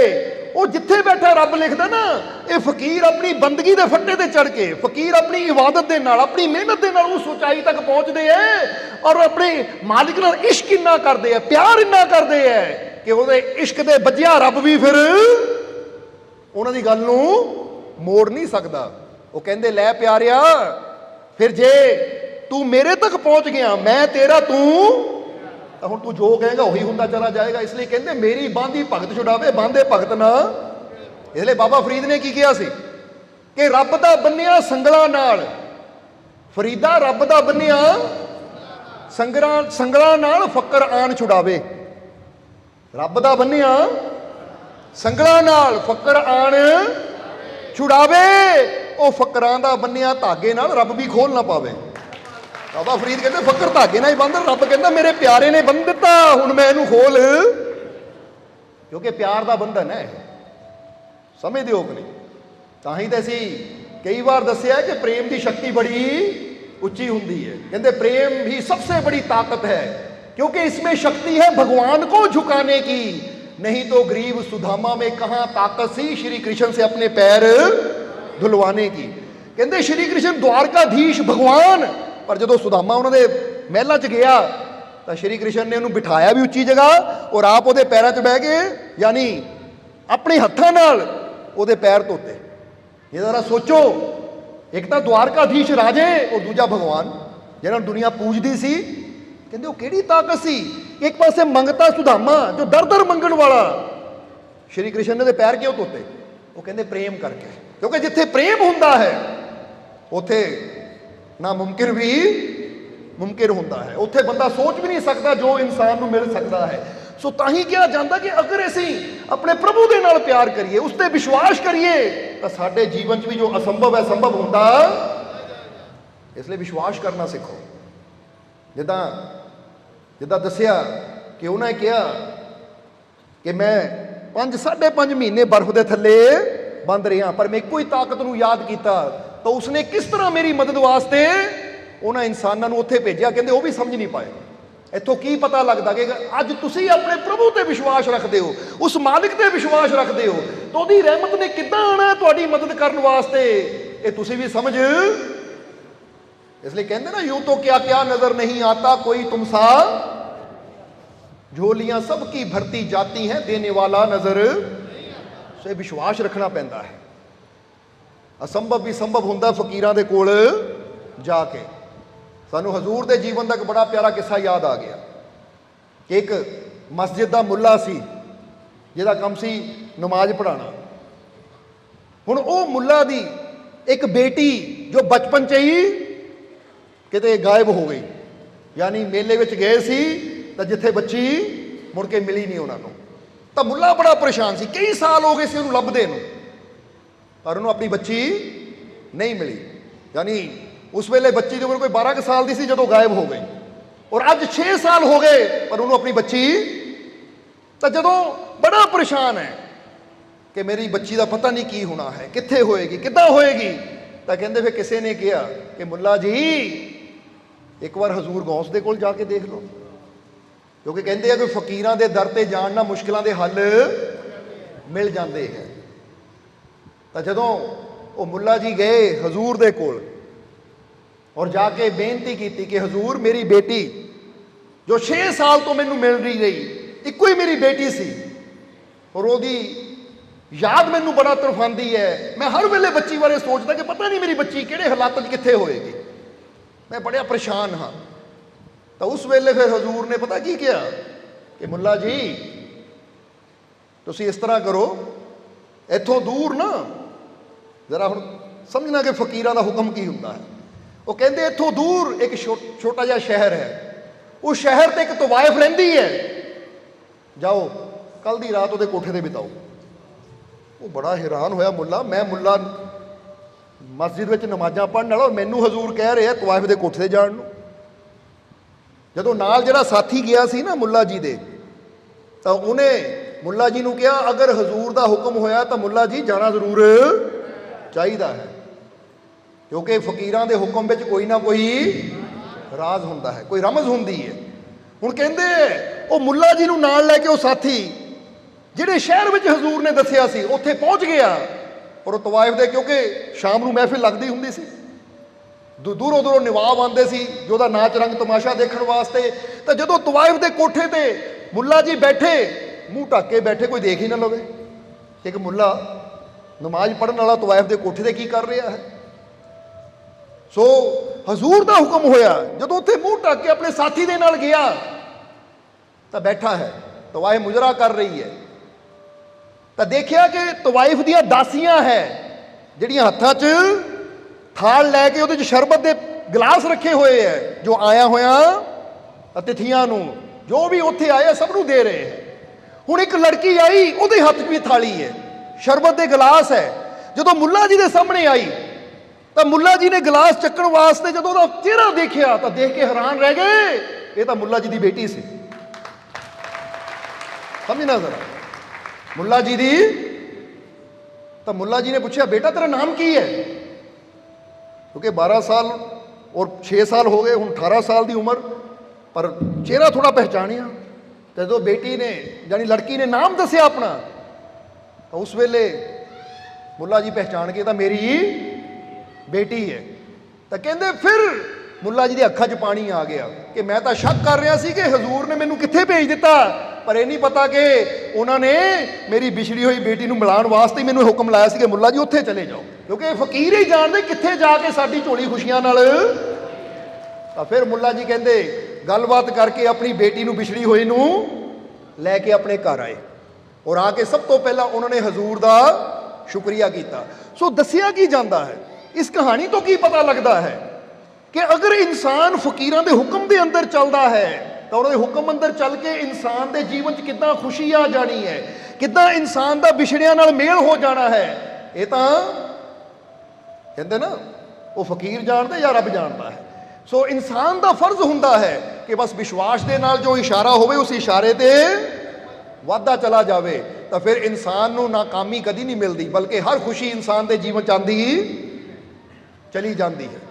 ਇਸ ਲਈ ਵਿਸ਼ਵਾਸ ਰੱਖੋ। ਵਿਸ਼ਵਾਸ ਹੈ ਕਿ ਨਹੀਂ? ਅੱਜ ਅਗਰ ਤੁਹਾਡੇ ਜੀਵਨ 'ਚ ਵੀ ਮੁਸ਼ਕਿਲ ਹੈ, ਅਗਰ ਅੱਜ ਕੋਇਲੇ ਦੀ ਤਰ੍ਹਾਂ ਕਾਲਾ ਜੀਵਨ ਹੈ, ਤਾਂ ਵਿਸ਼ਵਾਸ ਰੱਖੋ ਕਿ ਕਾਲੇ ਕੋਇਲੇ ਨੂੰ ਹੀਰਾ ਬਣਾਉਣਾ ਉਹ ਮੇਰੇ ਮਾਲਿਕ ਦਾ ਕੰਮ ਹੈ, ਤਾਂ ਮੈਂ ਵੀ ਹੀਰਾ ਜ਼ਰੂਰ, ਮੇਰੇ ਜੀਵਨ 'ਚ ਖੁਸ਼ੀਆਂ ਦੇ ਹੀਰੇ ਜ਼ਰੂਰ ਆਣਗੇ, ਉਹ ਚਮਕ ਜ਼ਰੂਰ ਆਏਗੀ, ਕਿਉਂਕਿ ਮੈਨੂੰ ਆਪਣੇ ਮਾਲਿਕ ਤੇ ਪੂਰਾ, ਮੈਨੂੰ ਆਪਣੇ ਮਾਲਿਕ ਤੇ ਪੂਰਾ, ਮੈਨੂੰ ਆਪਣੇ ਮਾਲਿਕ ਤੇ ਪੂਰਾ। ਔਰ ਜੇ ਕਾਮਯਾਬ ਜੀਵਨ 'ਚ ਹੋਣਾ ਹੈ ਤਾਂ ਫਿਰ ਕਹਾਂਗੇ ਕਦੀ ਨਿਰਾਸ਼ਾ ਦੀ ਗੱਲ ਨਾ ਕਰੋ, ਕਿਉਂਕਿ ਥਾਮਸ ਐਡੀਸਨ, ਉਹਦੀ ਇੱਥੇ ਦੋ ਲਾਈਨਾਂ ਯਾਦ ਆ ਗਈਆਂ ਸਨ ਕਿ ਥਾਮਸ ਐਡੀਸਨ ਦੱਸਦੇ ਹੁੰਦੇ ਸੀ ਕਿ ਇੱਕ ਸਫਲ ਇਨਸਾਨ ਦੀ ਸੋਚ ਕੀ ਹੁੰਦੀ ਹੈ ਔਰ ਇੱਕ ਅਸਫਲ ਇਨਸਾਨ ਦੀ ਸੋਚ। ਕਹਿੰਦੇ ਅਸਫਲ ਇਨਸਾਨ ਕੀ ਸੋਚ, ਹੁਣ ਦੱਸਦੇ ਹੈ ਅਸਫਲ ਇਨਸਾਨ ਕੀ, ਅਸਫਲ यानी हारिया होया नाकाम इंसान, ਉਹਦੀ ਸੋਚ ਕੀ ਹੈ? ਕਹਿੰਦੇ असफल इंसान की सोच, ये काम हो तो सकता है, ये काम हो तो, लेकिन है बहुत मुश्किल, ये काम हो तो सकता है मगर है बहुत मुश्किल। ਕਹਿੰਦੇ ਇਹ असफल इंसान की सोच ਹੁੰਦੀ कि हो तो सकता पर काम है बड़ा मुश्किल। ਤੇ ਇੱਕ सफल इंसान की सोच की ਹੁੰਦੀ है कि काम है मुश्किल मगर मुझे विश्वास है कि अगर मैं कोशिश करूं तो हो। कहते फर्क सिर्फ इन्ना ही है, समझना कि जेड़ा असफल है वो कहता कम हो तो सकता पर है बड़ा, वो मुश्किल लफ्ज नूं अंत च रखता है बड़ा, जे मुश्किल है तो मैं करने की कोशिश नहीं करनी। तो जेड़ा सफल इंसान है कहता है मुश्किल पर मैनू विश्वास है अगर मैं कोशिश करूंगा तो मैनू सफलता जरूर। ਹੁਣ ਉਹ ਦੱਸਦੇ ਫਰਕ ਸਿਰਫ ਇੰਨਾ ਹੀ ਹੈ ਕਿ ਅਸਫਲ ਇਨਸਾਨ ਕਹਿੰਦਾ ਹੈ ਕੰਮ ਹੋ ਸਕਦਾ ਪਰ ਹੈ ਬਹੁਤ ਮੁਸ਼ਕਿਲ, ਔਰ ਜਿਹੜਾ ਸਫਲ ਇਨਸਾਨ ਹੈ ਉਹ ਕਹਿੰਦਾ ਹੈ ਮੁਸ਼ਕਿਲ ਪਰ ਮੈਨੂੰ ਵਿਸ਼ਵਾਸ ਹੈ ਕਿ ਹੋ। ਇੱਥੇ ਫਰਕ ਕੀ ਹੈ? ਸਫਲ ਇਨਸਾਨ ਨੇ ਇੱਕ ਗੱਲ ਜੋੜ ਦਿੱਤੀ, ਮੈਨੂੰ ਵਿਸ਼ਵਾਸ, ਬਸ ਇਹਦਾ ਵਿਸ਼ਵਾਸ ਹੀ ਉਹਨੂੰ ਸਫਲਤਾ। ਇਹਦਾ ਮਤਲਬ ਕੀ ਹੈ? ਇਹ ਵਿਸ਼ਵਾਸ ਲਫ਼ਜ਼ ਜਿਹੜਾ ਹੈ ਨਾ, ਇਹੀ ਤੈਅ ਕਰਦਾ ਕਿ ਅਸੀਂ ਜੀਵਨ 'ਚ ਸਫਲ ਹੋਣਾ ਹੈ ਜਾਂ ਅਸੀਂ ਜੀਵਨ 'ਚ कह दो। ये अगर साडे जीवन च दुख है तो इत्थे भी विश्वास ही तय करता कि साडा दुख जारी रहना है जे असीं दुखा चों बाहर, क्योंकि अगर असीं कहंदे हां ये दुख बड़ा खतरनाक है, मैनूं नहीं लगता ठीक होएगा या मैनूं नहीं लगता इहदा कोई हल, एक बंदा कहता ठीक है दुख खतरनाक है पर मैनूं विश्वास है इहदा हल होएगा। हुण ये विश्वास लफ्ज़ जिथे आ जाता है, बस ये विश्वास लफ्ज़ ही है जो सानूं असफलता तो सफलता की तरफ समझ दो अपने। इसलिए अपने अंदर विश्वास रखो, सफलता का विश्वास, अच्छी सेहत का विश्वास, कामयाबी का विश्वास, अपनी मंजिल नूं पाण दा और अपने आप नूं बेहतर बनाउण दा ये विश्वास साडे अंदर होना जरूरी है। इसलिए फिर दोहरावांगे ताकि ये गल तुहाडे अंदर बह जावे। वो कहंदे असफल और सफल इंसान की सोच, असफल इंसान की सोच कम हो सकता है पर है बहुत, हो तो सकता पर है बहुत मुश्किल, बस इन्नी गल कह के छड़ दिंदा है। तो जिहड़ा सफल इंसान है वो कहता है मुश्किल पर मैनू विश्वास है अगर मैं कोशिश करूंगा तो हो। बस ਉਹਦਾ ਇਹ ਵਿਸ਼ਵਾਸ ਹੀ ਉਹਨੂੰ ਇਹ ਮੁਸ਼ਕਿਲ 'ਚ ਕੱਢ ਕੇ ਲੈ ਕੇ ਜਾਂਦਾ ਹੈ। ਉਹਦਾ ਵਿਸ਼ਵਾਸ ਹੀ ਉਹਨੂੰ ਮੁਸ਼ਕਿਲ ਦਾ ਸਾਹਮਣਾ, ਜਿੱਦਾਂ ਬੰਦਾ ਕਹਿੰਦਾ ਠੀਕ ਹੈ ਭਾਈ ਚੀਜ਼ ਤਾਂ ਖਤਰਨਾਕ ਹੈ ਪਰ ਮੈਨੂੰ ਵਿਸ਼ਵਾਸ ਹੈ ਮੈਨੂੰ ਜਿੱਤ ਸਕਦਾ ਆ, ਤਾਂ ਬੰਦਾ ਫਿਰ ਵਿਸ਼ਵਾਸ ਦੇ ਨਾਲ ਲੜਦਾ ਹੈ ਔਰ ਜਿੱਤ ਵੀ ਲੈਂਦਾ ਹੈ। ਤਾਂ ਜੇ ਬੰਦਾ ਕਹੇ ਹਾਂ ਚੀਜ਼ ਤਾਂ ਖਤਰਨਾਕ ਹੈ ਪਰ ਇਹਦਾ ਮੁਕਾਬਲਾ ਕਰਨਾ ਬਹੁਤ ਔਖਾ ਹੈ, ਤਾਂ ਜਿਹਨੇ ਪਹਿਲੀ ਕਹਿਤਾ ਮੁਕਾਬਲਾ ਕਰਨਾ ਔਖਾ ਹੈ ਉਹ ਕਦੀ ਉਹਦਾ ਸਾਹਮਣਾ, ਇਹਲੇ ਤੁਹਾਨੂੰ ਵਿਸ਼ਵਾਸ ਹੈ ਕਿ ਨਹੀਂ? ਕਿਉਂਕਿ ਫਿਰ ਕਹਾਂਗੇ ਇਹੀ ਗੱਲ ਯਾਦ ਰੱਖਣੀ ਕਿ ਸਫਲ ਔਰ ਅਸਫਲ ਦੇ ਵਿੱਚ ਇੱਕ ਵਿਸ਼ਵਾਸ ਦਾ ਹੀ ਅੰਤਰ।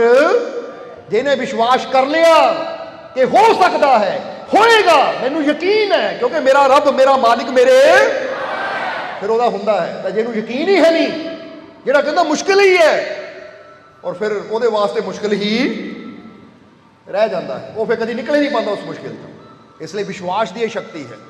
ਤਾਂ ਹੀ ਤਾਂ ਕਿਹਾ ਹੈ कि आप बड़े से बड़े लक्ष्य को भी प्राप्त कर सकते हो आप बड़े से बड़े लक्ष्य को प्राप्त, अगर आपके अंदर 3 गुण हैं, ये भी थॉमस एल्वा एडिसन की गल है जिसने बल्ब की खोज की, किन्ने आविष्कार किए।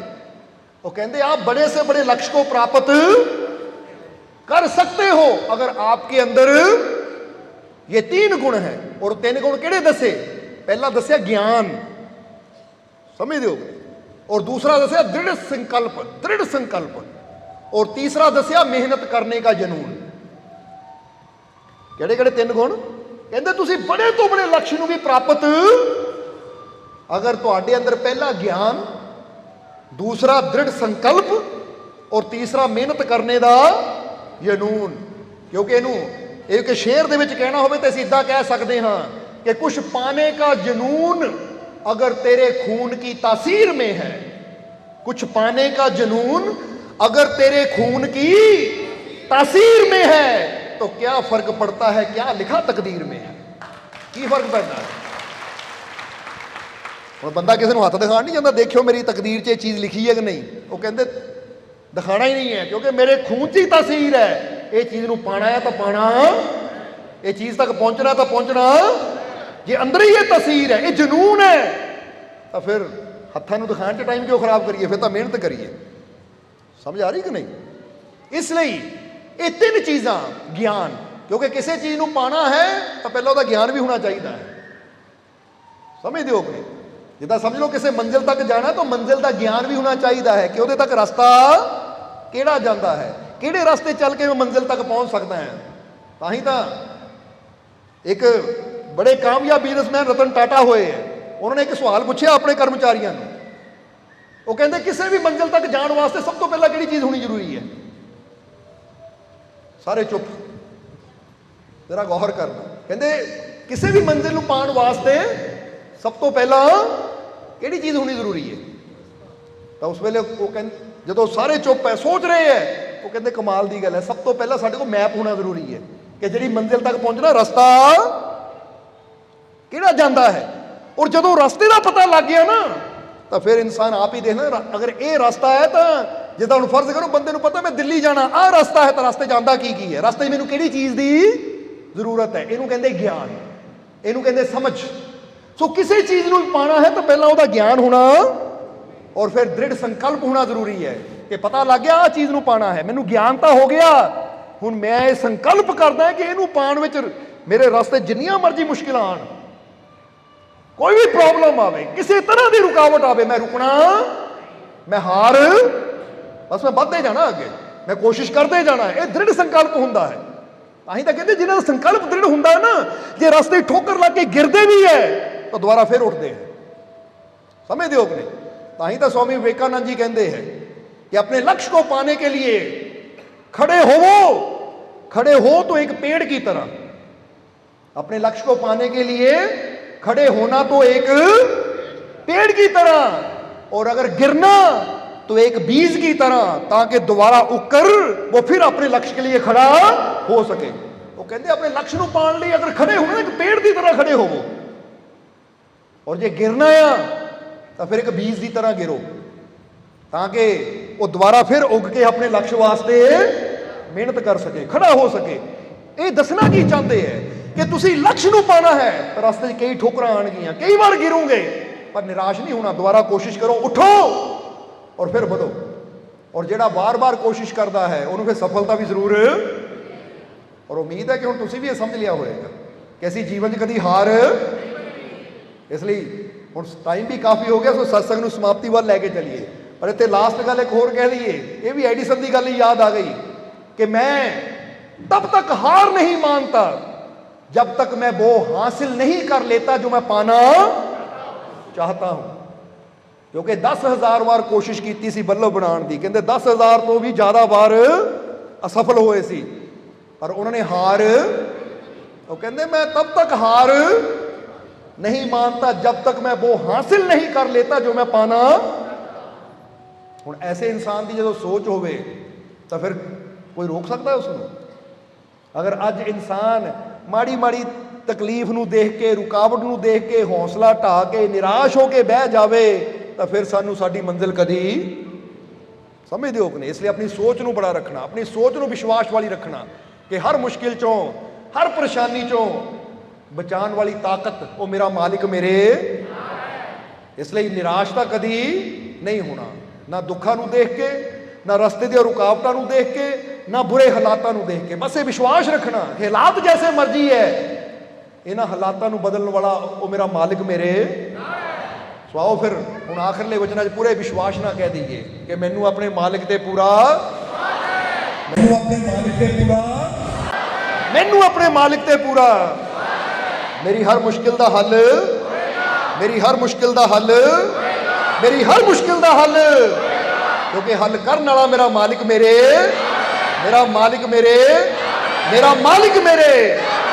इसलिए नहीं कहते मौज लई सतसंगी ने, क्योंकि सतसंगी जिहड़ा ना वो विश्वास ना भर जाता है। दुनिया चिंता कर कर मर गई, पर मौज लई हुण तुसीं मौज लैनी है, क्योंकि चिंता करन दी बजाय विश्वास रखना है। ये तो फिर ये गल कहांगे कि चिंता चिता समान ही है कि नहीं। जिन्नी ज़्यादा चिंता करांगे अंदर अंदर साड़ के सानू खत्म।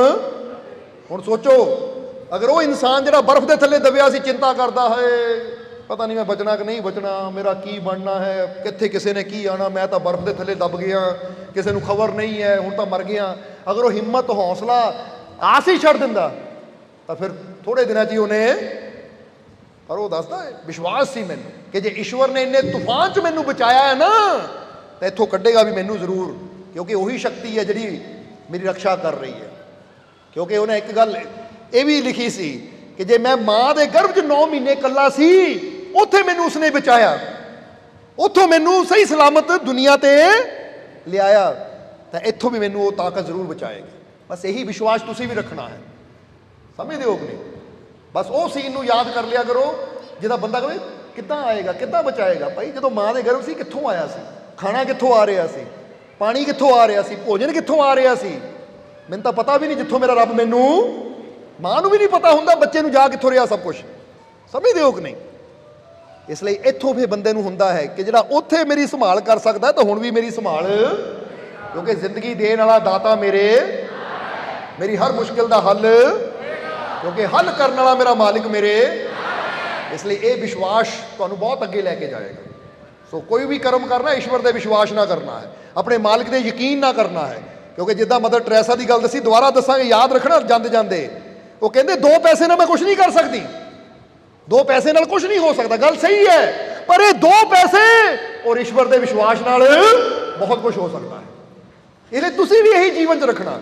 अज ये ना देखो मेरे पर्स च किन्ना है या मेरे हाथ च किन्ना है, मेरे घर च किन्ना है, बल्कि ये सोचो बेशक मेरे को 10,000 है, 10 लाख है, पर ये नाल नाल मेरा मालिक भी मेरे, अगर ओदा साथ है, ओदी रहमत है, तो ये बहुत कुछ हो सकता है। शुरुआत करो, क्योंकि एक छोटा जिहा बीज जदों ओदी रहमत नाल फलदार वृक्ष बन जाता तो उसी पेड़ नूं लखां करोड़ां फल लगते हैं कि नहीं।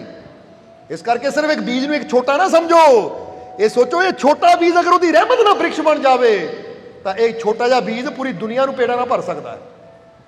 जरा सोच के देखो, भर सकता कि नहीं। तां तां कहंदे एक बीज ही पूरी दुनिया के उपर पेड़ उगाउण नूं बहुत है, क्योंकि एक नूं बिओ दिओ उह च किन्ने फल लगने हैं, फिर उन्हां बीजां नूं बखेर दिओ किन्ने होर पेड़ होणगे। पर समझदार इंसान ये सोच लैंदा है कि ना समझ एक बीज देखता है तो समझदार वो बीज के अंदर छुपिया होया वृक्ष देख लैंदा है। इसलिए तुसीं भी समझदार हो, अपने जीवन नूं ये देखो कि ठीक है ये पैसे ना मैं कुछ नहीं कर सकता या ये चीज़ां ना मैं कुछ नहीं कर सकता, पर अगर मेरे मालिक मेरे नाल है तो मैं बहुत कुछ, क्योंकि करन कराने वाला तो वही है। तां ही कहंदे करे करावे। ਇਹਦਾ मतलब यही है कि विश्वास रख, उन्हें ही बरकत पानी है, उन्हें ही रहमत देनी है, उन्हें ही तेनों सफलता देनी है, उन्हें तेरी हर मुश्किल का हल करना। बस तू विश्वास से तुरी चल कि करने वाला मैं नहीं हाँ, मैनू कामयाबी सफलता खुशियां तंदुरुस्ती देने वाला मेरा दाता मेरे। कहते इस विश्वास ना कदम बढ़ा तो फिर तू देख तेरी जिंदगी च कैसा बदलाव आएगा। तो यकीन है कि नहीं। फिर कह दीए मैनू अपने मालिक ते पूरा, मैनू अपने मालिक ते पूरा, मैनू अपने मालिक ते पूरा, मेरियां झोलियां खुशियां नाल, मेरियां झोलियां खुशियां नाल, मेरियां झोलियां खुशियां नाल, मेरे सारे दुख दूर, मेरे सारे दुख दूर, मेरे सारे दुख दूर। मेरा मालिक मेरे, मेरा मालिक मेरे, मेरा मालिक मेरे, मैं बहुत खुशी आ गई, आ गई, आ गई, आ गई, आ गई, रहमत आ गई, आ गई, आ गई, आ गई, आ गई। फील कर रहे हो कि नहीं? आ गई है रहमत। मेरे सारे दुख दूर, मेरिया झोलियां खुशियां नाल, क्योंकि मेरा दाता, मेरा मालिक मेरे, मेरा मालिक मेरे, मेरा मालिक मेरे। जरा ये फील करके कितना अच्छा लगता है कि मैं इकल्ला नहीं हाँ। ये मुश्किल नजर आती है तो कोई नहीं, मेरा मालिक मेरे, हर मुश्किल का हल होएगा, मैनू कामयाबी जरूर मिलेगी, मेरे हर दुख हर दर्द का अंत। इसलिए जिन्ना तुहाडा विश्वास वधदा चला जाएगा उन्ना ही मुश्किलां दूर होंदियां चलियां जाणगियां। सो यकीन रखो, विश्वास रखो यही कि मैं इकल्ला नहीं है, हर कदम ते वो मेरे नाल है। कह तक नहीं पूरे विश्वास ना तो जाओ फिर नाल ही है, क्योंकि जैसा विश्वास होना फल भी वैसा ही मिलना है। तो हुण इन्हां वचनां दे नाल ही ਅਸੀਂ ਅੱਜ ਦੇ ਸਤਸੰਗ ਦੀ ਸਮਾਪਤੀ ਕਰਾਂਗੇ ਔਰ ਅੰਤ ਵਿੱਚ ਇਹੀ ਉਸ ਮਾਲਿਕ ਦੇ ਚਰਨਾਂ 'ਚ ਅਰਦਾਸ ਬੇਨਤੀ ਕਰਾਂਗੇ ਕਿ ਮਾਲਿਕ ਤੁਹਾਨੂੰ ਸਭ ਨੂੰ ਨਾਮ ਨਾਲ ਜੁੜਨ ਦੀ ਤਾਕਤ ਦੇਣ, ਨਾਮ ਜਪਣ ਦੀ ਤਾਕਤ ਦੇਣ, ਸੇਵਾ ਸਿਮਰਨ ਕਰਨ ਦਾ, ਨੇਕ ਮਾਰਗ ਤੇ ਚੱਲਣ ਦਾ ਮਾਲਿਕ ਬਲ ਬਖਸ਼ਣ ਔਰ ਤੁਹਾਡੇ ਸਭ ਦੇ ਦੁੱਖਾਂ, ਦਰਦਾਂ, ਪਰੇਸ਼ਾਨੀਆਂ ਨੂੰ ਮਾਲਿਕ ਦੂਰ ਕਰਨ, ਤੁਹਾਡੀਆਂ ਸਭ ਦੀਆਂ ਝੋਲੀਆਂ ਨੂੰ ਖੁਸ਼ੀਆਂ ਨਾਲ ਭਰਪੂਰ ਕਰਨ। ਔਰ ਅੱਜ ਜਿੰਨੇ ਵੀ ਜੀਵ ਉਸ ਮਾਲਿਕ ਦੇ ਘਰ 'ਚ ਪਹੁੰਚੇ ਆ, ਮਾਲਿਕ ਤੁਹਾਡੀ ਸਭ ਦੀ ਹਾਜ਼ਰੀ ਆਪਣੇ ਚਰਨਾਂ 'ਚ ਕਬੂਲ ਕਰਨ। ਔਰ ਜਿਹੜੇ ਅੱਜ ਮਾਲਿਕ ਦੇ ਨਾਮ ਦੀਆਂ ਨਿਆਜ਼ਾਂ ਲੈ ਕੇ ਆਏ, ਅਗਰ ਕੋਈ ਆਪਣੀ ਤਕਲੀਫ ਦੁੱਖ ਦੀ ਨਿਆਜ਼ ਲੈ ਕੇ ਆਇਆ ਹੈ ਤਾਂ ਜਿਸ ਭਾਵਨਾ ਨਾਲ ਜੀਵ ਨਿਆਜ਼ ਲੈ ਕੇ ਆਇਆ ਹੈ, ਮਾਲਿਕ ਉਹਦੀ ਭਾਵਨਾ ਨੂੰ ਪੂਰਾ ਕਰਨ, ਉਹਦੀ ਨਿਆਜ਼ ਨੂੰ ਕਬੂਲ ਕਰਨ, ਉਹਦੀ ਕਾਮਨਾ ਪੂਰੀ ਕਰਨ। ਔਰ ਜਿਹੜੇ ਜੀਵ ਅੱਜ ਖੁਸ਼ੀ ਦੀ ਨਿਆਜ਼ ਲੈ ਕੇ ਆਏ ਹੈ, ਮਾਲਕ ਉਹਨਾਂ ਦੀ ਖੁਸ਼ੀ ਦੀ ਨਿਆਜ਼ਾਂ ਨੂੰ ਕਬੂਲ ਕਰਨ ਔਰ ਉਹਨਾਂ ਦੀ ਝੋਲੀ 'ਚ ਇੰਨੀਆਂ ਖੁਸ਼ੀਆਂ ਪਾ ਦੇਣਗੇ ਕਦੀ ਮੰਗਣ ਦੀ, ਫਰਿਆਦ ਕਰਨ ਦੀ ਵੀ ਲੋੜ ਨਾ ਪਵੇ। ਔਰ ਜਿਹੜੇ ਜੀਵ ਸੇਵਾ 'ਚ ਯੋਗਦਾਨ ਦੇਣ ਵਾਲੇ ਹੈ, ਮਾਲਕ ਉਹਨਾਂ ਦੀਆਂ ਕਮਾਈਆਂ 'ਚ ਬਰਕਤਾਂ ਪਾਉਣ ਤਾਂ ਕਿ ਇਸੇ ਤਰ੍ਹਾਂ ਸੰਗਤ ਦੀ ਦਰਬਾਰ ਦੀ ਸੇਵਾ ਕਰਦੇ ਰਹਿਣ ਔਰ ਮਾਲਕ ਦੀਆਂ ਰਹਿਮਤਾਂ ਨਾਲ ਝੋਲੀਆਂ ਭਰਦੇ ਰਹਿਣ। ਔਰ ਆਉਣ ਵਾਲਾ ਹਰ ਪਲ ਤੁਹਾਡੇ ਵਾਸਤੇ ਕਾਮਯਾਬੀ, ਸਫਲਤਾ, ਖੁਸ਼ੀ ਲੈ ਕੇ ਆਵੇ। ਮਾਲਕ ਤੁਹਾਡੀਆਂ ਲੰਬੀਆਂ ਉਮਰਾਂ ਕਰਨ, ਸਦਾ ਹੱਸਦੇ ਮੁਸਕਰਾਉਂਦੇ ਤੰਦਰੁਸਤ ਖੁਸ਼ ਰਹੋ। ਇਹੀ ਸਾਡੀ ਉਸ ਮਾਲਕ ਦੇ ਚਰਨਾਂ 'ਚ ਅਰਦਾਸ ਬੇਨਤੀ ਹੈ। ਔਰ ਹੁਣ ਅੰਤ ਵਿੱਚ ਤੁਹਾਡੇ ਸਭ ਦੇ ਅੰਦਰ ਵਸਦੇ ਉਸ ਮਾਲਕ ਨੂੰ ਅਸੀਂ ਪ੍ਰਣਾਮ ਕਰਦੇ ਹਾਂ। ਸਾਡਾ ਪ੍ਰਣਾਮ ਸਵੀਕਾਰ ਕਰੋ। ਜੈ ਮਾਲਕਾਂ ਦੀ।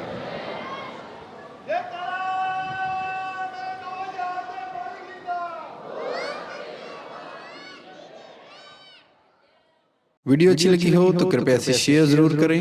आपके शेयर करने से अगर किसी की जिंदगी में अच्छा बदलाव आता है, पॉजिटिव चेंज आती है, तो ये भी आपकी तरफ से किया गया एक नेक कर्म होगा, एक सेवा होगी। तो वीडियो को शेयर जरूर करें और वीडियो देखने के लिए सर्व संजय दरबार कांटियां शरीफ यूट्यूब चैनल को सब्सक्राइब करें और फेसबुक पेज को फॉलो करना ना भूलें। जय माता दी।